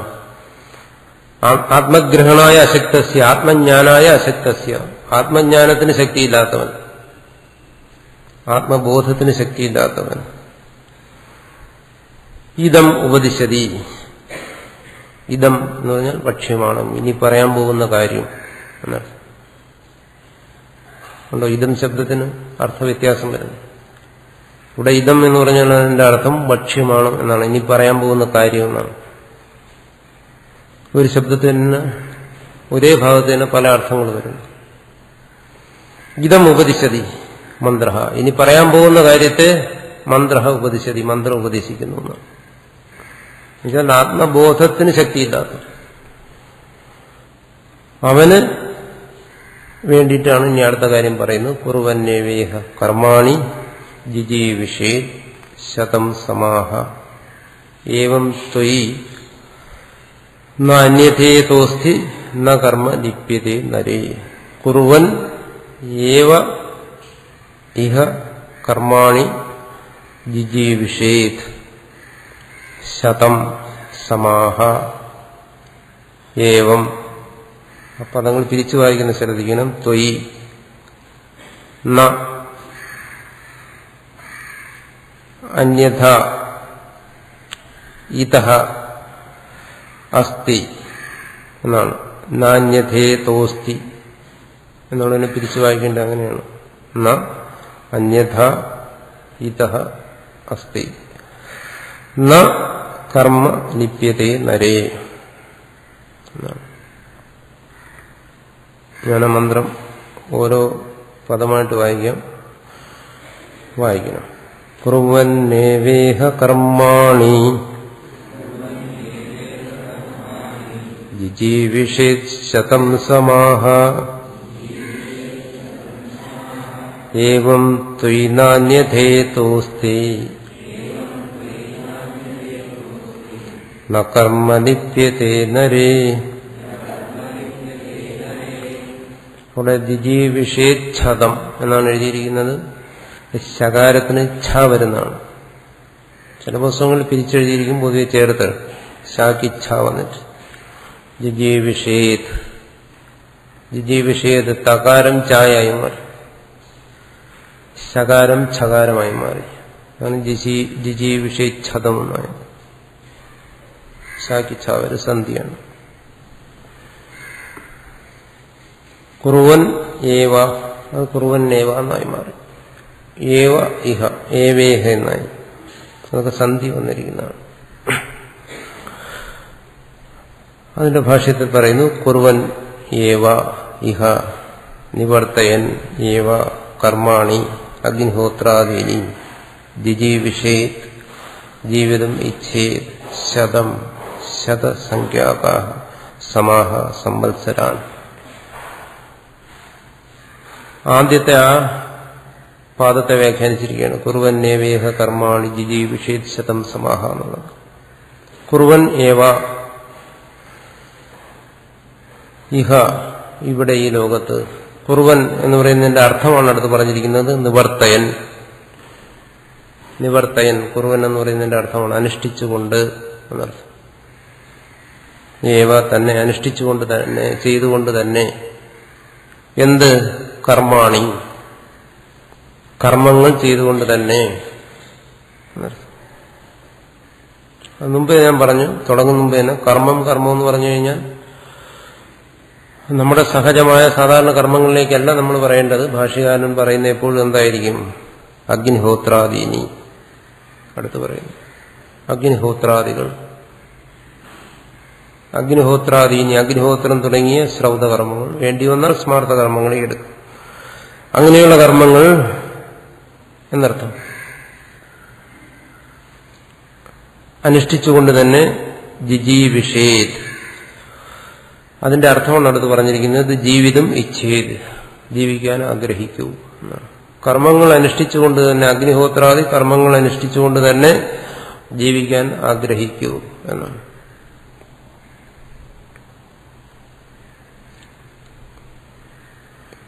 എത്ര കാലം? ശതം. ശതസംഖ്യാകാഹ സമാഹ സംവത്സരാൻ. ശതം സമാഹ, ശതം അതിനെ വ്യാഖ്യാനിക്കുന്നു ശതസംഖ്യാകാഹ, 100 എന്നുള്ള അർത്ഥം. 100 എന്ന് പറയുന്നുള്ള സംഖ്യയാണ്. സമാഹ എന്ന് പറഞ്ഞാൽ എന്റെ അർത്ഥം പറഞ്ഞു സംവത്സരാൻ. സമം എന്ന് വെച്ചാൽ സംവത്സരം എന്നർത്ഥം, വർഷങ്ങൾ. അപ്പൊ 100 വർഷങ്ങൾ, 100 വർഷങ്ങൾ അങ്ങനെ ജീവിക്കാൻ ആഗ്രഹിക്കൂ എന്നാണ്. എന്തുകൊണ്ട് 100 വർഷമെന്ന് പറഞ്ഞു? അതിനാണ് അടുത്ത് പറയുന്നത് താവദ്ധി പുരുഷസ്യ പരമായുർ നിരൂപിതം. താവദ്ധി എന്നാണ്, അത്രയുമാണ് പുരുഷന്റെ എന്നുവെച്ചാൽ ഒരു മനുഷ്യന്റെ പരമായുസ് നിരൂപണം ചെയ്യപ്പെട്ടിരിക്കുന്നത്. കാരണം ശ്രുതിയിൽ തന്നെ വേറെ പറയുന്നുണ്ട് ശതായുർ വൈ പുരുഷ. പുരുഷൻ, മനുഷ്യൻ ശതായു ആണ്, 100 വയസ്സ് വരെ ജീവിച്ചിരിക്കുന്നവനാണ്. എന്നുവെച്ചാൽ അത് കൃത്യമായല്ല പറയുന്നത്. 100 വരെ ആകാം, കുറച്ച് അങ്ങോട്ടോ ഇങ്ങോട്ടോ ഒക്കെ ആകാം. എന്നാലും ഒരുവന്റെ ആയുസ് 100, അതിനൊരു പരിമിതപ്പെടുത്തിയിരിക്കുകയാണ്. അങ്ങനെ പറഞ്ഞിരിക്കുന്നതുകൊണ്ട് ഇവിടെ ശ്രുതി വീണ്ടും പറയുകയാണ്. എന്നുവെച്ചാൽ നിന്റെ ആയുഷ്കാലം മുഴുവനും എന്നാണ് അതിന്റെ താല്പര്യം. നിന്റെ ആയുഷ്കാലം മുഴുവനും നീ കർമ്മം ചെയ്തുകൊണ്ട് തന്നെ ജീവിക്കാൻ ആഗ്രഹിക്കൂ എന്നാണ്. ഇതാരോട് പറയുന്നു? ഇവിടെ ഭാഷ്യകാരൻ പറയുന്നത് നേരത്തെ പറഞ്ഞ ഈശാവാസ്യം ഇതം സർവം എന്നുള്ള ബോധമില്ലാത്തവൻ, അവന് അഗ്നിഹോത്രാദി കർമ്മങ്ങൾ മരണം വരെ ചെയ്തുകൊണ്ട് തന്നെ അവൻ ജീവിക്കണം എന്നാണ് ഭാഷ്യകാരൻ ഇവിടെ വ്യാഖ്യാനിച്ചിരിക്കുന്നത്. തഥാ പ്രാപ്ത അനുവാദേന യത് ജിജീവിഷേത് 100 വർഷാണി തത് കുർവന്നേവ കർമാണി ഇത്യേതത് വിധീയതേ. ഇവിടെ 100 സമാഹ 100 വർഷം അങ്ങനെ കർമ്മങ്ങൾ അനുഷ്ഠിച്ച് ജീവിക്കാൻ എന്തുകൊണ്ട് പറഞ്ഞു? പറയുന്നത് പ്രാപ്തമായ ഒന്നിനെ അനുവാദം ചെയ്തുകൊണ്ട് പറയുകയാണ്. എന്നുവെച്ചാൽ ഒരു മനുഷ്യന്റെ ആയുസ് എന്ന് പറയുന്നത് അവന് കിട്ടിയതാണ്, അവന്റെ ജന്മനാൽ തന്നെ വന്നു ചേർന്നതാണ്. അതാണ് പ്രാപ്തം എന്ന് പറഞ്ഞത്. തന്റെ ജന്മനാൽ തന്നെ വന്നു ചേർന്ന ആ ആയുസ്സിന്, അതിനെ ശ്രുതി വിധിക്കുന്നതല്ല നിനക്ക് 100 വർഷം ആയുസ്സുണ്ടെന്ന്. അവന് ജനിച്ചപ്പോൾ തന്നെ അവന് ആയുസ് അവനോടുകൂടി വന്നു ചേർന്നതാണ്. ആണ് പ്രാപ്തമായതിനെ അനുവാദം ചെയ്യുന്നു എന്ന് പറയും. അനുവാദം ചെയ്യുക എന്ന് പറഞ്ഞാൽ ഏറ്റുപറയുക എന്നർത്ഥം. ഒരുവന് സഹജമായി തന്നെ കിട്ടിയിരിക്കുന്ന ആയുസ്സിനെ ശ്രുതി പറഞ്ഞുകൊണ്ട് പറയുകയാണ് എന്താണ്? ജിജീവിഷേത് 100 വർഷാണി, നീ 100 വർഷം ജീവിക്കാൻ ആഗ്രഹിക്കൂ. എങ്ങനെ? കുർവന്യ, നിന്റെ ആയുസ് മുഴുവൻ കർമ്മങ്ങൾ ചെയ്തുകൊണ്ട് തന്നെ കർമാണി ഇത്യേതത് വിധീയത, അതിനെ വിധിക്കുകയാണ്. ഇവിടെ ഒരു അനുവാദവും വിധിയുമുണ്ട്. അനുവാദം എന്താണ്? അവന്റെ ആയുസ്, അത് ശ്രുതി വേദം വിധിക്കുന്നതല്ലെന്നാണ് പറയുന്നത്. ആയുസ്സിനെ വേദം വിധിക്കുന്നില്ല, പക്ഷേ ആയുസ്സുള്ളവന് കർമ്മത്തെ വേദം വിധിക്കുന്നു ആണ് ഇവിടെ പറയുന്നത്. അതിന് കർമ്മം വിധിയും ആയുസ് അനുവാദവുമാണ്. ആയുസ് എന്ന് പറയുന്നത് ജന്മനാൽ തന്നെ അവന് വന്നു ചേർന്നതാണ്, വേദം വിധിച്ചിട്ട് വന്നതല്ല. പക്ഷെ കർമ്മങ്ങൾ അങ്ങനെയല്ല, പ്രത്യേകിച്ചും അഗ്നിഹോത്രാദി കർമ്മങ്ങൾ അത് വിധിക്കുന്നതാണ്. ഇവിടെ കർമ്മങ്ങളെന്ന് പറയുന്നതുകൊണ്ട് അഗ്നിഹോത്രാദി കർമ്മങ്ങളെ തന്നെ എടുക്കണമെന്ന് പറയാനുള്ള കാരണം അതുകൊണ്ട് തന്നെയാണ്. കാരണം അഗ്നിഹോത്രാദി കർമ്മങ്ങൾ വേദം വിധിച്ച് അതുകൊണ്ട് അനുഷ്ഠിക്കുന്നതാണ്. നമ്മുടെ സഹജമായ കർമ്മങ്ങളെന്ന് പറയുന്നത് ഈ ആയുസ്സിന്റെ കാര്യം പറഞ്ഞതുപോലെ തന്നെ സഹജമായി തന്നെ വന്നു ചേരുന്നതാണ്, വേദം വിധിച്ചിട്ട് ചെയ്യുന്നതല്ല. നമ്മൾ ഇരിക്കുന്നു, എഴുന്നേൽക്കുന്നു, നടക്കുന്നു, ഭക്ഷണം കഴിക്കുന്നു, ഇതൊന്നും വേദം വിധിച്ചിട്ട് ചെയ്യുന്നതല്ല, മറിച്ച് സഹജമായി ചെയ്യുന്ന കർമ്മങ്ങളാണ്. അതുമാത്രമല്ല, ഏറ്റവും സവിശേഷതയുള്ള എന്താണ്? വേദം വിധിക്കുന്ന കർമ്മങ്ങൾക്ക് മാത്രമേ നമുക്ക് ചെയ്യുമ്പോൾ കർത്തൃത്വ ബോധത്തിന്റെ ആവശ്യമുണ്ട്. സഹജമായ കർമ്മങ്ങൾ ചെയ്യുമ്പോൾ നമുക്ക് കർത്തൃത്വ ബോധം ആവശ്യമില്ല. ഞാൻ നടക്കുന്നു, ഞാൻ നടക്കുന്നവനാണ് എന്നുള്ള കർത്തൃത്വ ബോധത്തോടുകൂടിയല്ല ആരും നടക്കുന്നത്. നടക്കുന്ന സമയം ഞാൻ നടക്കുന്നു, നടക്കുന്നില്ല, ഇതൊന്നും ചിന്തിക്കാറില്ല. ഒരു ചിന്താ വിഷയമേ അല്ല. അപ്പൊ അവിടെ കർത്തൃത്വ ബോധത്തിന്റെ ആവശ്യമില്ല. അപ്പൊ കർത്തൃത്വ ബോധത്തോടുകൂടി ചെയ്യുന്ന കർമ്മങ്ങളാണ് വേണമോ വേണ്ടയോ എന്നുള്ള ചർച്ച വരുന്നത്, സഹജമായ കർമ്മങ്ങളല്ല. അതിനെക്കുറിച്ച് അങ്ങനെ ഒരു ചർച്ചയുടെ ആവശ്യം വരുന്നില്ല. അതുകൊണ്ടാണ് ആചാര്യസ്വാമികൾ കർമ്മങ്ങളെന്ന് പറയുമ്പോൾ അഗ്നിഹോത്രാദി കർമ്മങ്ങളെ തന്നെ എടുക്കുന്നു. ജ്യോതിഷ്ഠമം, അശ്വമേധം ഇങ്ങനെയൊക്കെയുള്ള യാഗങ്ങൾ ചെയ്യുമ്പോഴാണെങ്കിലോ ആ യാഗം അനുഷ്ഠിക്കുന്ന യജമാനൻ അങ്ങനെ സങ്കല്പിക്കണം, ഞാനിതാ ഈ യാഗം ചെയ്യുന്നു, ഞാൻ ഈ യജ്ഞത്തിന് വേണ്ടി ദീക്ഷ സ്വീകരിച്ചിരിക്കുന്നു, ഞാനിതിന്റെ കർത്താവാണ്, ഈ കർമ്മത്തിന്റെ ഫലത്തെ ഞാൻ അനുഭവിക്കും എന്നുള്ള ദൃഢമായ സങ്കല്പം അവർ സ്വീകരിക്കുന്നു. അപ്പോൾ ആ വ്യക്തിയിൽ ഞാൻ കർമ്മം ചെയ്യുന്നവനാണ്, കർമ്മത്തിന്റെ ഫലം അനുഭവിക്കുന്നവനാണ് എന്നുള്ള കൃത്രിമമായ ആ കർത്തൃത്വവും ഭോക്തൃത്വവും വന്നു ചേരും. അതിനെയാണ് നിഷേധിക്കാൻ പറയുന്നത്. അതുകൊണ്ടാണ് കർമ്മം എന്ന് പറയുമ്പോൾ ഈ വൈദികമായ കർമ്മങ്ങളെ ഇവിടെ ഇപ്പോൾ വ്യാഖ്യാനിച്ചില്ലേ, കർമാണി അഗ്നിഹോത്രാദി എന്നെടുക്കുന്നത്. കാരണം ഇവിടുത്തെ ചർച്ച മുഴുവൻ തികച്ചും 100% വൈദികമായ ഒരു പശ്ചാത്തലത്തിൽ നിന്നുകൊണ്ടാണ്. അല്ലാതെ സാധാരണ മനുഷ്യന്റെ സാമാന്യ ജീവിതത്തിന്റെ ഒരു പശ്ചാത്തലത്തിൽ നിന്നുകൊണ്ടല്ല ഇവിടുത്തെ ചർച്ചകൾ. വേദാന്തത്തിന്റെ ഒരു ഭാഗവും ശങ്കരാചാര്യർ സാധാരണ ഒരു മനുഷ്യന്റെ സാമാന്യ ജീവിതത്തിന്റെ പശ്ചാത്തലത്തിൽ നിന്നുകൊണ്ടുള്ള അവന്റെ സഹജമായിട്ടുള്ള ദൈനംദിന കർമ്മങ്ങളുടെ വെളിച്ചത്തിൽ നിന്നുകൊണ്ടുള്ള ഒരു ചർച്ചയെ ശങ്കരാചാര്യർക്കില്ല. ശങ്കരാചാര്യരുടെ മുഴുവൻ ചർച്ചയും 100% വൈദികമായ പശ്ചാത്തലത്തിൽ നിന്നുകൊണ്ടാണ്. വേദത്തിൽ പറഞ്ഞിരിക്കുന്ന വർണ്ണങ്ങൾ, ആശ്രമങ്ങൾ, വേദത്തിൽ പറഞ്ഞിരിക്കുന്ന കർമ്മങ്ങൾ, വേദത്തിൽ പറഞ്ഞിരിക്കുന്ന ജ്ഞാനം, വേദത്തിൽ പറഞ്ഞിരിക്കുന്ന മോക്ഷം എല്ലാം വേദമാണ്, വേദമയമാണ് അവിടെ. അതുകൊണ്ട് എവിടെയാണോ കർത്തൃത്വം ആവശ്യമുള്ളത് അങ്ങനെയുള്ള കർമ്മങ്ങളാണ് ത്യജിക്കാൻ പറയുന്നത്. ആ കർത്തൃത്വം ആവശ്യമായി വരുന്നത് യാഗത്തിനും യജ്ഞത്തിനും മറ്റുമാണ്, അല്ലാതെ നമ്മൾ ഇരിക്കുന്നതിനും നടക്കുന്നതിനൊന്നുമല്ല. നമ്മൾ പിന്നീട് അതിന് ഒന്നുകൂടി, അതും കാലം വരുത്തിയ വ്യത്യാസമാണ്. ആ വൈദികമായ കർമ്മങ്ങൾക്ക് പ്രസക്തി ഇല്ലാതെ വന്ന കാലത്താണ് നമ്മൾ ജീവിക്കുന്നത്. നമ്മൾ ജീവിക്കാൻ തുടങ്ങുന്നതിന് മുമ്പ് തന്നെ അതിന്റെ പ്രസക്തി നഷ്ടപ്പെട്ടിട്ടുണ്ട്. അങ്ങനെ കാലം കൊണ്ട് മാറ്റം വന്നപ്പോൾ ആ കർമ്മങ്ങൾ എന്ന് പറയുന്നതുകൊണ്ട് സാധാരണ കർമ്മങ്ങളെയും എടുക്കാം. കാരണം മറ്റു കർമ്മങ്ങളില്ലല്ലോ, മറ്റു കർമ്മങ്ങളെയും എടുക്കാം എന്ന് വന്നു. അതാണ് പുരാണങ്ങളിലും ഇതിഹാസങ്ങളുടെയൊക്കെ കാലത്ത് വരുന്ന വ്യത്യാസം. അതുകൊണ്ട് മറ്റു കർമ്മങ്ങളെയും നമുക്കിതിൽ പരിഗണിക്കാമെന്നുള്ള ഒരവസ്ഥ വന്നിട്ടുണ്ട്. കാരണം ഇന്നിപ്പോൾ മനുഷ്യന്റെ മുമ്പിൽ അഗ്നിഹോത്രമൊന്നും ഒരു കർമ്മമേ അല്ല.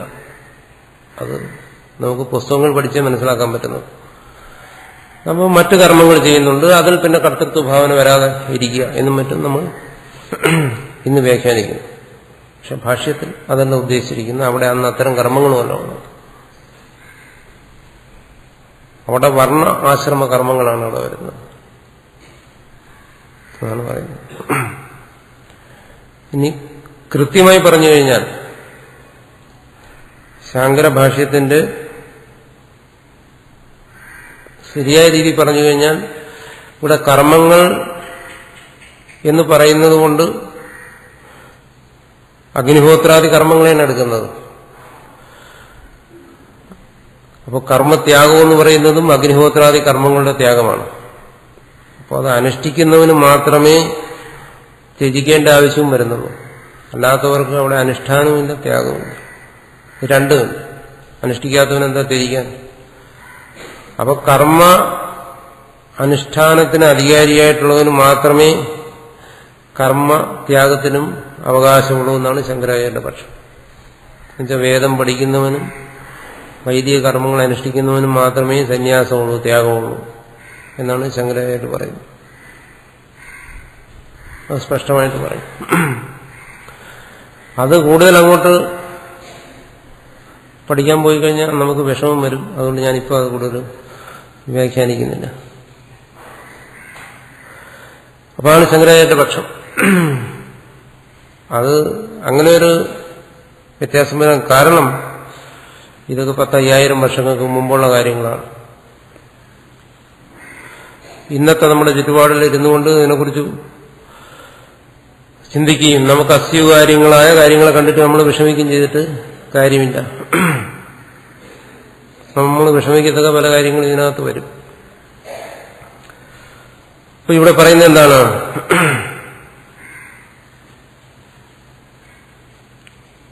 കർമ്മങ്ങളെ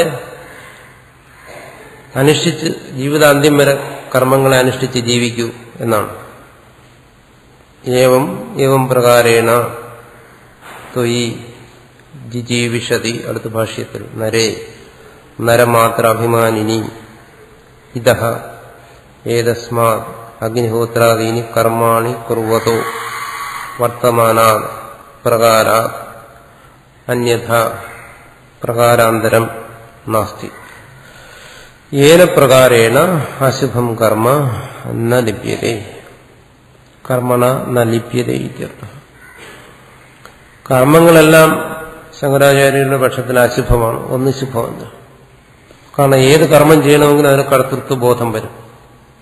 ഇപ്പൊ ഈശാവാസ്യമിതം സർവം എന്നുള്ള ബോധം അവിടെ ഇല്ലാതെ പോകും, അത് നഷ്ടപ്പെടും. അതുകൊണ്ട് പറയുന്നു ഏവം പ്രകാരേണ. അടുത്ത പാദം വ്യാഖ്യാനിക്കുകയാണ്. ഏവം ത്വയി ന അന്യഥേതോസ്തി എന്ന് പറയുന്നു. ഏവം എന്നുവെച്ചാൽ ഏവം പ്രകാരേണ, ഇങ്ങനെ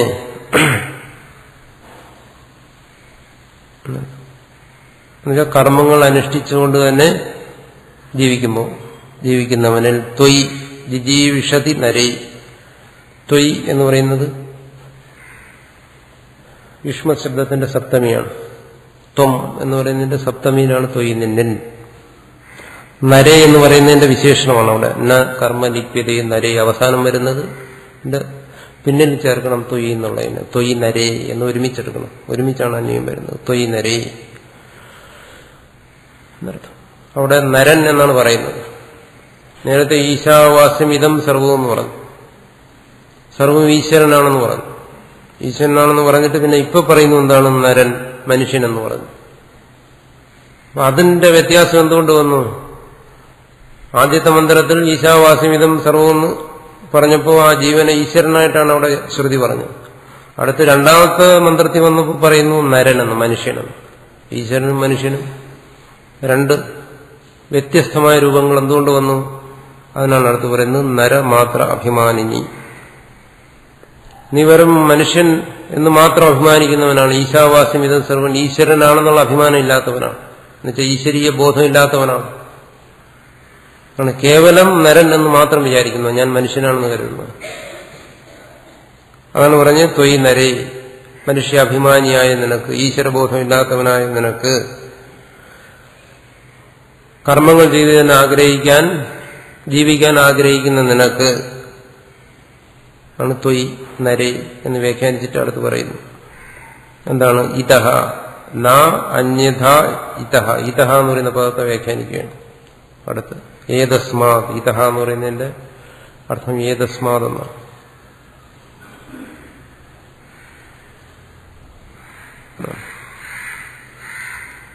ഏതസ്മാത്, ഏത ശബ്ദത്തിന്റെ രൂപമാണ് ഏതസ്മാത്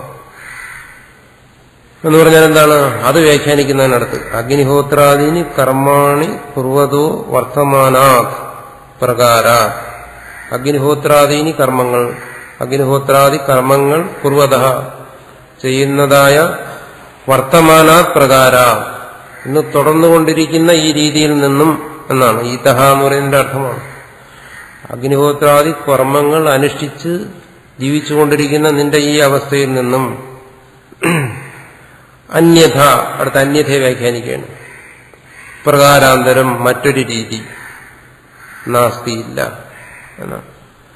നിന്നെ സംബന്ധിച്ചിടത്തോളം ഇനി മറ്റൊരു വഴിയില്ല എന്നാണ്. നീ എന്ത് ചെയ്യുന്നു? അഗ്നിഹോത്രാദി കർമ്മങ്ങൾ അനുഷ്ഠിച്ചുകൊണ്ട് ജീവിക്കാൻ ആഗ്രഹിക്കുകയാണ്. നിനക്ക് ഇതല്ലാതെ ഇനി മറ്റൊരു വഴിയില്ല. എന്തുകൊണ്ട്? നീ നരമാത്ര അഭിമാനിയാണ്, ഞാൻ മനുഷ്യനെന്ന് കരുതുന്നവനാണ്. ഈശാവാസീതം സർവം എന്നുള്ള ബോധം നിനക്കില്ല. അതുകൊണ്ട് മറ്റ് വഴിയൊന്നും നിന്റെ മുമ്പിൽ ഇല്ലാത്തത് കൊണ്ട് മറ്റു വഴി ഏതാണ്? അടുത്തത് പറയുന്നു, ഏന പ്രകാരേണ അശുഭം കർമ്മ നലിപ്യതേ. ഏതൊരു രീതിയിലൂടെയാണോ അശുഭമായിരിക്കുന്ന ഈ കർമ്മം നിന്നെ ബാധിക്കാതിരിക്കുന്നത്, അങ്ങനെ ഒരു വഴി നിന്റെ മുമ്പിലില്ല. ഏനപ്രകാരേണ ഏത് രീതിയിലാണോ അശുഭം കർമ്മ, കർമ്മത്തെ വിശേഷിപ്പിക്കുന്ന അശുഭം എന്ന്. പാപകർമ്മം എന്നുള്ള അർത്ഥത്തില്ല, എല്ലാ കർമ്മവും അശുഭമാണ്. അശുഭമായിരിക്കുന്ന കർമ്മം നലിപ്യതേ, നിന്നിൽ ലേപനം ചെയ്യാതിരിക്കുക എന്ന് വെച്ചാൽ നിന്നെ ബന്ധിക്കാതിരിക്കുക, നിന്നെ ഈ സംസാരത്തിൽ ബന്ധിക്കാതിരിക്കുക. അതിന് വേറൊരു വഴി നിന്റെ മുമ്പിൽ ഇല്ല എന്നർത്ഥം. കർമ്മണ നലിപ്യതേ, കർമ്മത്താൽ ബന്ധിക്കപ്പെടാതിരിക്കുന്നതിനൊരു വഴിയില്ല. അതാണ് ഇതഹ അന്യഥ നാസ്തി എന്നാണ് അവിടെ അന്വയിക്കേണ്ടത്. ഇതല്ലാതെ മറ്റൊരു വഴിയില്ല. എന്ന കർമ്മലിപ്യതേ, കർമ്മം ലേപനം ചെയ്യാതിരിക്കുന്നതിന് മറ്റു വഴി എന്ന് പറയുന്ന ഒന്നേ ഉള്ളൂ. ആദ്യം പറഞ്ഞ ഈശാവാസം ഇതം സർവം. അപ്പൊ കർമ്മബന്ധനത്തിൽ നിന്നും മുക്തനാകുന്നതിന് ഒരേ വഴിയേ ഉള്ളൂ, ഈശാവാസം ഇതം സർവം. ഇതല്ലാതെ അല്ലയോ മനുഷ്യ, നിനക്ക് മറ്റൊരു വഴിയില്ല എന്നാണ് ഈ മന്ത്രത്തിൽ പറയുന്നത്. എന്തുകൊണ്ട്? നീ കർമ്മം ചെയ്തുകൊണ്ട് തന്നെ നിന്റെ ആയുസ് മുഴുവൻ ജീവിക്കാൻ ആഗ്രഹിക്കുന്നവനാണ്. എന്ത് കർമ്മങ്ങൾ? അഗ്നിഹോത്രാദി കർമ്മങ്ങൾ. കർത്തൃത്വവും ഭോക്തൃത്വവും എല്ലാം ഉണ്ടാകുന്നു. അഗ്നിഹോത്രാദി കർമ്മങ്ങൾ ചെയ്തുകൊണ്ട് തന്നെ ജീവിക്കാൻ ആഗ്രഹിക്കുന്നവനാണ്. അപ്പൊ ഈ അഗ്നിഹോത്രാദി കർമ്മങ്ങൾ ചെയ്തുകൊണ്ട് തന്നെ ജീവിക്കുക എന്ന് പറയുമ്പോൾ സാധാരണക്കാരനെ സംബന്ധിച്ചത് എങ്ങനെയെന്ന് ചോദിക്കും. പറയുന്നതുകൊണ്ട് ആർക്കും പ്രയാസം തോന്നരുത്. ശങ്കരാചാര്യർ സാധാരണക്കാരന് വേണ്ടി പറഞ്ഞതല്ല വേദാന്തം, അദ്വൈതം. ഇന്നത്തെ ജനാധിപത്യ വ്യവസ്ഥിതി ചിന്തിക്കുന്നവർക്ക് ചിലപ്പോൾ ധാർമ്മിക രോഷം ഉണ്ടാവും. പക്ഷെ ശങ്കരാചാര്യർ പറഞ്ഞിടത്ത്, ശങ്കരാചാര്യന്റെ മുമ്പിൽ സാധാരണക്കാരനില്ല അദ്വൈതം പറഞ്ഞിടത്ത്. എന്തുകൊണ്ട്? കാരണം അഗ്നിഹോത്രാദി കർമ്മങ്ങൾ ചെയ്യുന്നവൻ സാധാരണക്കാരനല്ല, അസാധാരണക്കാരനാണ്. അതാണ് ഞാൻ പറഞ്ഞ വൈദികമായ ഒരു പശ്ചാത്തലത്തിലാണ് ഇത് പറയുന്നത്. വേദം പഠിക്കുകയും വേദമനുസരിച്ച് കർമ്മങ്ങൾ അനുഷ്ഠിക്കുകയും ചെയ്യുന്നവനാണ് പിന്നെ വേദത്തിന്റെ ഭാഗമായിരിക്കുന്ന വേദാന്തത്തെക്കുറിച്ച് ചിന്തിക്കുകയും ചർച്ച ചെയ്യുകയും ഉപദേശിക്കുകയൊക്കെ ചെയ്യുന്നു. അപ്പോ ഈ സാധാരണക്കാരനെന്ന് ശങ്കരാചാര്യരുടെ കാലത്ത് കണക്കാക്കിയിരുന്ന വേദബാഹ്യന്മാരെയാണ്. അതായത് വേദം പഠിക്കുകയോ വേദമനുസരിച്ച് ജീവിക്കുകയോ ചെയ്യാത്തവരാണ് സാധാരണക്കാർ. എന്നുവെച്ചാൽ നമ്മളെയൊക്കെ പോലെയുള്ളവർ, ഇന്നത്തെ കാലത്ത് ജീവിക്കുന്നവർ. അപ്പൊ അവരെ സംബന്ധിച്ചിടത്തോളം ശങ്കരാചാര്യർക്കൊന്നും പറയാനില്ല. ഒന്നും പറഞ്ഞിട്ടില്ലേ എന്ന് പറഞ്ഞാൽ പറഞ്ഞിട്ടുണ്ട്. എന്താണ്? അവരിൽ നിന്നും ദൂരെ നിന്നോളുക എന്ന് പറഞ്ഞിട്ടുണ്ട്. എവിടെ പറഞ്ഞിട്ടുണ്ടെന്ന് ചോദിച്ചാൽ ബൃഹദാരണ്യപനിഷത്തിന്റെ വ്യാഖ്യാനം തുടങ്ങുന്ന ഭാഗത്ത് തന്നെ പറഞ്ഞിട്ടുണ്ട്. എടുത്ത് വായിച്ചു നോക്കുക. സാധാരണക്കാരനിൽ നിന്ന് ദൂരെ നിൽക്കുക എന്ന് പറഞ്ഞിട്ടുണ്ട്. അവന്റെ അടുത്തേക്ക് പോകരുതെന്ന് പറഞ്ഞു. അന്നത്തെ സാധാരണക്കാരൻ വേദം പഠിക്കുകയോ ശൗചാചാരങ്ങളോടെ ജീവിക്കുകയോ ചെയ്യാതെ ജീവിക്കുന്നവരാണ് അത് സാധാരണക്കാരനെന്ന് പറയുന്നത്. വേദത്തിൽ പറയുന്ന രീതിയിലുള്ള ആചരണങ്ങളൊന്നും ഇല്ലാത്തവർ. അപ്പൊ അവരുടെ അടുത്ത് വേദാന്തമൊന്നും പറയുന്നില്ല. വേദമില്ലാത്തവർക്ക് പിന്നെ എന്താ വേദാന്തം? ഒന്നും പറയുന്നില്ല. ഇതൊക്കെ ഉള്ളവർ എന്ന് പറയുമ്പോൾ അന്നത്തെ ഈ ചാതുർവർണ്ണയത്തിനും ചതുരാശ്രമത്തിനും പെട്ടിരിക്കുന്ന ആൾക്കാരാണ്. അവരോടാണ് ഇതൊക്കെ പറയുന്നത്. അതിൽ തന്നെ എല്ലാവരോടും പറയുന്നില്ല.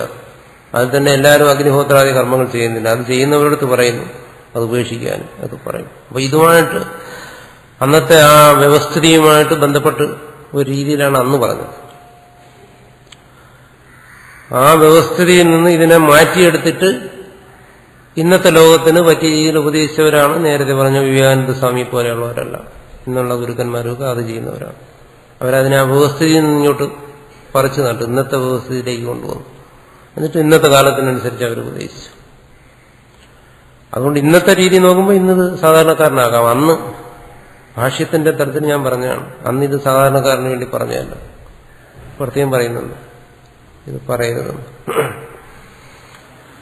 അതുകൊണ്ട് പറയുന്നത് എന്താണ്? ഈ കർമ്മം ഈ കർമ്മത്തെ, അഗ്നിഹോത്രാദി കർമ്മങ്ങളെ ഇവിടെ ഉപനിഷത്തിന്റെ വെളിച്ചത്തിൽ ശങ്കരാചാര്യർ പറയുന്നത് എന്താണ്? അശുഭം കർമ്മ എന്നാണ്. തന്നെയാണ് ഇവിടെ പറഞ്ഞത്, അശുഭം കർമ്മ. എന്നാ പാപകർമ്മം എന്നുള്ള അർത്ഥത്തിലല്ല, ഇത് അശുഭമാണ് ഈ കർമ്മം. വേദനിഷിദ്ധമായ കർമ്മം എന്നുള്ള അർത്ഥത്തില്ല, വേദത്തിൽ വിധിച്ചിരിക്കുന്ന കർമ്മങ്ങൾ തന്നെ അശുഭമാണ്. ഈ കർമ്മങ്ങൾ നിന്നെ ബന്ധിക്കും എന്നാണ്. കർമ്മം ചെയ്യുന്നതിനോട് പറയുകയാണ്, ഈ കർമ്മങ്ങൾ നിന്നെ ബന്ധിക്കും. ഇത് ബന്ധിക്കാൻ, ഇതിരിക്കാൻ നേരത്തെ പറഞ്ഞതല്ലാതെ വേറെ വഴിയില്ലാണ്. ഇതഹ അന്യഥ നാസ്തി എന്നാണ്. ഇതല്ലാതെ വേറെ വഴിയില്ല. അപ്പൊ ഈ കർമ്മങ്ങൾ നീ അനുഷ്ഠിച്ച് ജീവിച്ചോളുക. ജീവിച്ചു കഴിഞ്ഞാൽ ഇത് നിന്റെ ബന്ധനത്തിന് കാരണമായി തീരും. എന്തുകൊണ്ട്? നരയിൽ, അല്ലയോ നരമാത്ര അഭിമാനി എന്നാണ്. നീ വെറും മനുഷ്യത്വ അഭിമാനമുള്ളവനാണ്, ഈശ്വരാഭിമാനമുള്ളവനല്ല, ഈശാവാസ്യം എന്നുള്ള ബോധമുള്ളവനല്ല എന്നാണ് പറയുന്നത്.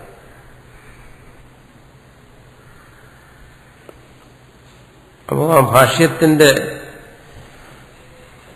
ഒരന്തർധാര അത് നമ്മൾ മനസ്സിലാക്കണം. ഏത് രീതിയിലാണ് ഭാഷ്യകാരൻ, ഏത് പശ്ചാത്തലത്തിൽ നിന്നുകൊണ്ടാണ് തന്റെ ആശയങ്ങളെ വിശദീകരിക്കുന്നത്, അത് ഉൾക്കൊണ്ടുകൊണ്ട് വേണം ഭാഷ്യം പഠിക്കാൻ. ശങ്കരാചാര്യരുടെ അദ്വൈതം എന്ന് പറയുന്ന ആശയത്തെ എങ്ങനെ അവതരിപ്പിക്കുന്നു, ശങ്കരാചാര്യരുടെ മുമ്പിലുള്ള സാമൂഹ്യ വ്യവസ്ഥിതി എങ്ങനെയായിരുന്നു, അവിടെയുള്ള ജീവിത രീതി എങ്ങനെയായിരുന്നു, അങ്ങനെയുള്ള ആചാര അനുഷ്ഠാനങ്ങൾ എങ്ങനെയായിരുന്നു, അതിന്റെ പശ്ചാത്തലത്തിൽ വേണം ശങ്കരാദ്വൈതത്തെ മനസ്സിലാക്കാൻ.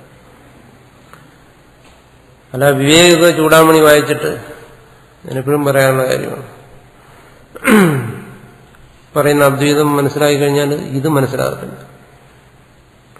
അതൊരു അദ്വൈതം എന്ന് പറയുന്ന ഒരു ആശയത്തെ അവിടെ വെളിപ്പെടുത്തുകയാണ്. അതിന് നമുക്ക് കാര്യങ്ങളെല്ലാം മനസ്സിലാകത്തില്ല. ഭാഷ്യത്തിൽ നിന്ന് തന്നെ മനസ്സിലാക്കണം, അതിന്റെ ആകെ മൊത്തം മനസ്സിലാക്കണം. അതുകൊണ്ട് പറയുന്നത് എന്താണ്? അധഃ ശാസ്ത്രവിഹിതാനി കർമാണി അഗ്നിഹോത്രാദീനി കുറുവന്നേവ ജിജീവിഷേത്. അധഃ അതുകൊണ്ട് ശാസ്ത്രവിഹിതാനി കർമാണി, ശാസ്ത്രവിഹിതങ്ങളായ കർമ്മങ്ങൾ. എന്താണത്? അഗ്നിഹോത്രാദീനി. കർമ്മം എന്ന് പറഞ്ഞാൽ ഉടൻ വരും അവിടെ. അഗ്നിഹോത്രാദീനി, അഗ്നിഹോത്രാദികൾ. കുറുവന്നേവ ചെയ്തുകൊണ്ട് തന്നെ ജിജീവിഷേത്, അല്ലയോ മനുഷ്യ നീ ജീവിക്കൂ, നിനക്ക് വേറെ രക്ഷയില്ലെന്നാ പറയുന്നു. നേരത്തെ പറഞ്ഞല്ലോ, അനാത്മജ്ഞസ്യ, ആത്മബോധമില്ലാത്തവനാണോ, ഈശ്വരബോധമില്ലാത്തവനാണ്, അവന് പിന്നെ ഇത് ചെയ്ത് തന്നെ ജീവിക്കണം, വേറെ വഴിയില്ല എന്ന്. ഇപ്പൊ രണ്ട് വഴിയേ ഉള്ളൂ. ഒന്ന് ആത്മബോധത്തോടുകൂടി സർവകർമ്മങ്ങളെയും ത്യജിച്ച് ഈശാവാസ്യം ഇതം സർവം എന്നുള്ള ഭാവത്തിൽ ജീവിക്കുക, അത് സന്യാസം. അല്ലെങ്കിൽ എന്താണ്? ശാസ്ത്രവീതമായ കർമ്മങ്ങൾ അനുഷ്ഠിച്ചുകൊണ്ട് ജീവിക്കുക, അത് ഗൃഹസ്ഥാശ്രമം. ഇതാണ് ശങ്കരാചാര്യരുടെ അഭിപ്രായം. ശങ്കരാചാര്യരുടെ അഭിപ്രായം ഏതാണെന്നുള്ളത് ആദ്യം മനസ്സിലാക്കുക. അത് ശരിയോ തെറ്റോ എന്നുള്ളത് രണ്ടാമത് നിരൂപണം ചെയ്യുക. ആദ്യം അത് നിരൂപണം ചെയ്യാൻ പോകരുത്. ആചാര്യസ്വാമികൾ പറയുന്ന ഇതാണ്. രണ്ട് ധർമ്മങ്ങളാണ് പ്രധാനമായിട്ട് മനുഷ്യനുള്ളത്. ഒന്ന് ഗൃഹസ്ഥധർമ്മം, മറ്റൊന്ന് സന്യാസധർമ്മം. സന്യാസധർമ്മം എന്ന് പറഞ്ഞാൽ ഈശാവാസ്യം ഇതം സർവം, ഓർമ്മിച്ചോളുക. ഗൃഹസ്ഥധർമ്മം എന്ന് പറഞ്ഞാൽ കുറുവന്നേവേഹ കർമാണി ജിജീവിഷേത് ശതം സമാ. ഒന്ന് ജ്ഞാനിക്കുള്ളത്, മറ്റൊന്ന് അജ്ഞാനിക്കുള്ളത്. ഇതാണ് ഇത്. ഈ രണ്ട് മന്ത്രങ്ങളിലൂടെ ഇനി നമ്മൾ 10 ഉപനിഷത്തുകൾ പഠിച്ചാലും അതിന്റെ ഭാഷ്യങ്ങൾ പഠിച്ചു കഴിഞ്ഞാൽ ഈ പറയുന്ന രണ്ട് കാര്യവും ആയിരിക്കും ഇനി പറയുന്നതല്ല.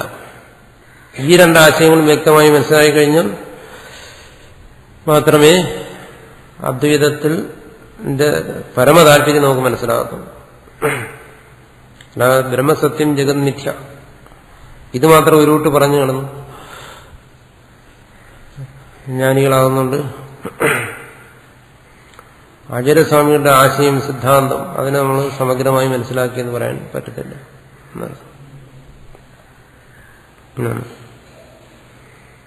അതൊന്നുകൂടി വ്യക്തമാക്കുകയാണ്. ഇനി ഇതുവരെ പറഞ്ഞാൽ എന്തെങ്കിലും സംശയം ഉണ്ടെങ്കിൽ ഇനി കേൾക്കുന്നവർക്ക് തന്നെ ഇനി എന്തെങ്കിലും എന്റെ കയ്യിൽ നിന്നിട്ട് വിളമ്പിയതാണോ ഇവിടെ ആചാര്യസ്വാമികൾ പറയാത്തത് എന്ന് സംശയം ഉണ്ടെങ്കിൽ അതാ ഇതുവരെ പറഞ്ഞ കാര്യം ഒന്നുകൂടി പറയുകയാണ്. കഥം പുനരിതം അവഗമ്യതേ പൂർവേണ സന്യാസിനോ ജ്ഞാനനിഷ്ഠ ഉക്ത ദ്വിതീയേന തത് അശക്തസ്യ കർമ്മനിഷ്ഠേതി. ഒരു ചോദ്യമാണ്. കഥം ഇതം അവഗമ്യത, ഇതെങ്ങനെ മനസ്സിലാക്കുന്നു നിങ്ങൾ? ഒരു ചോദ്യമാണ്. ശിഷ്യൻ ചോദിക്കുന്നു എന്ന് വെച്ചോളൂ. ഈ രണ്ട് മന്ത്രങ്ങളിലൂടെ ഈ രണ്ട് കാര്യങ്ങളാണ് പറഞ്ഞതെന്ന് നിങ്ങൾ എങ്ങനെ മനസ്സിലാക്കി? എങ്ങനെ? പൂർവേണ സന്യാസിനോ ജ്ഞാനനിഷ്ഠ ഉക്ത. പൂർവേണ ആദ്യ മന്ത്രത്തിലൂടെ സന്യാസിനോ സന്യാസിമാരുടെ ജ്ഞാനനിഷ്ഠ ഉക്ത. ജ്ഞാനനിഷ്ഠയാണ് പറയപ്പെട്ടത് ആദ്യം. ത്യാഗികളുടെ ജ്ഞാനനിഷ്ഠ, സന്യാസിമാരുടെ ജ്ഞാനനിഷ്ഠയാണ് ആദ്യം പറഞ്ഞത് എന്നർത്ഥം. അവിടെ പൂർണ്ണമായ ത്യാഗമാണ്, അവിടെ ഭോഗമില്ല, ത്യജിച്ചിട്ടുള്ള ഭോഗമല്ല അവിടെ പറയുന്നത്, പരിപൂർണമായ ത്യാഗമാണ്. അതാണ് ആദ്യം പറഞ്ഞത്. ദ്വിതീയേന രണ്ടാമത്തെ മന്ത്രത്തിൽ തദശക്തസ്യ കർമ്മനിഷ്ഠ. ആ ജ്ഞാനനിഷ്ഠയ്ക്ക് അശക്തനായിട്ടുള്ളവൻ, നേരത്തെ പറഞ്ഞുള്ള അജ്ഞൻ, അവനുള്ള കർമ്മനിഷ്ഠയാണ് രണ്ടാമത് പറഞ്ഞത്. അതും വേദത്തിൽ വിധിച്ചിരിക്കുന്നതാണ്. ഇത് രണ്ടും വേദത്തിൽ വിധിച്ചിരിക്കുന്നതാണ്. ആദ്യത്തത് വിധിച്ചു, യദഹരേവ വിരചേത് തദഹരേവ പ്രവർജേത് എന്നും മറ്റും. ആദ്യത്തേൽ ആ ജ്ഞാനനിഷ്ഠ സന്യാസത്തെ വിധിച്ചു. പിന്നെ ജ്ഞാനനിഷ്ഠയെ വിധിക്കാൻ ധാരാളം ഭാഗങ്ങളുണ്ട്. അതിനെ വിധിച്ചു എന്ന് സാധാരണ പറയാറില്ല, അതിനെ പറഞ്ഞു എന്നേ പറയത്തുള്ളൂ. രണ്ടാമതെന്താണ്? തദശക്തസ്യ. ആ ത്യാഗത്തിന് ശക്തിയില്ലാത്തവൻ, ത്യാഗത്തിന് ശക്തിയില്ലാത്തവനാണ് ഗൃഹസ്ഥൻ. ഭാര്യയും പുത്രനും വിത്തും ഒക്കെ വേണം, അതിനെയൊന്ന് ഉപേക്ഷിക്കാൻ ശക്തിയില്ലാത്തവൻ. ഈശാവാസ്യമിതം എന്നുള്ള ബോധം ഇല്ല, മറിച്ച് ഞാൻ കർത്താവാണ് ഭോക്താവാണെന്നുള്ള ബോധമുണ്ട്. അതാണ് തദശക്തസ്യ എന്ന് പറയുന്നത്. അതിന് അശക്തനായിട്ടുള്ളവന് കർമ്മനിഷ്ഠ, കർമ്മനിഷ്ഠയും പറഞ്ഞു എന്നാണ്. ഇതൊന്നുകൂടി വിശദീകരിക്കാൻ പറയുകയാണ്. ആദ്യത്തെ മന്ത്രത്തിൽ അത് പറഞ്ഞു, രണ്ടാമത്തെ മന്ത്രത്തിൽ ഇത് പറഞ്ഞു എന്ന് പറഞ്ഞാൽ അത് എങ്ങനെയാണ് ഒന്നുകൂടി വിശദീകരിക്കാൻ ആവശ്യപ്പെടുകയാണ്.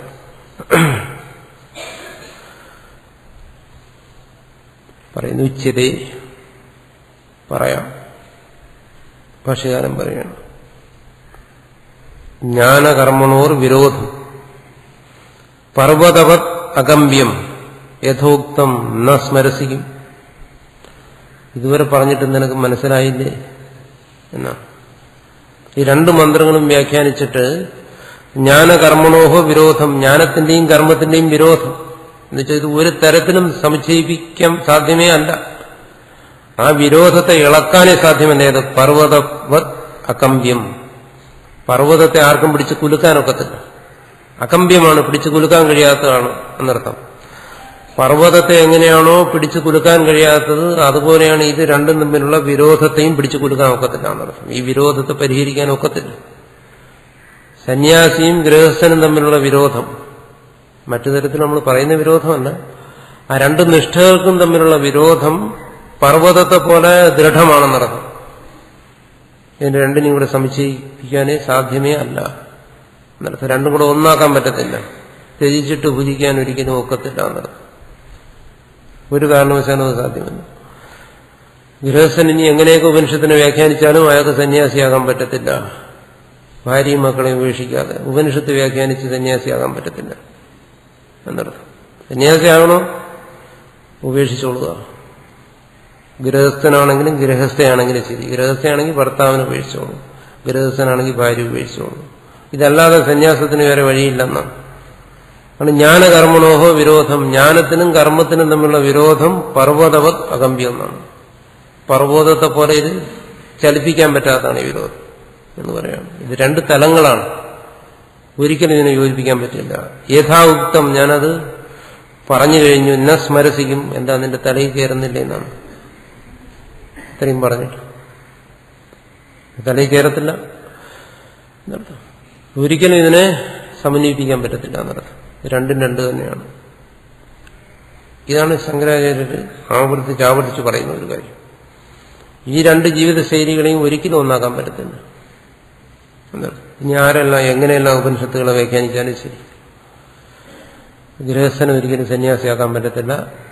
സന്യാസിക്ക് ഒരിക്കലും പോയി ഗൃഹസ്ഥനാകാനും ഒക്കത്തില്ല. രണ്ടും രണ്ടായി തന്നെ ഇരിക്കും. ജ്ഞാനം വേറെ, കർമ്മം വേറെ, രണ്ടു വഴി. അതിനെ നമുക്ക് മനസ്സിലാക്കി തരാൻ വേണ്ടിയിട്ട് ഇനി വിശദീകരിച്ച് അടുത്ത ഭാഗങ്ങളിൽ ചർച്ച ചെയ്യും. നമ്മളത് തുടർന്ന് വരുന്ന ക്ലാസ്സിൽ അതിനെക്കുറിച്ച് ചർച്ച ചെയ്യും.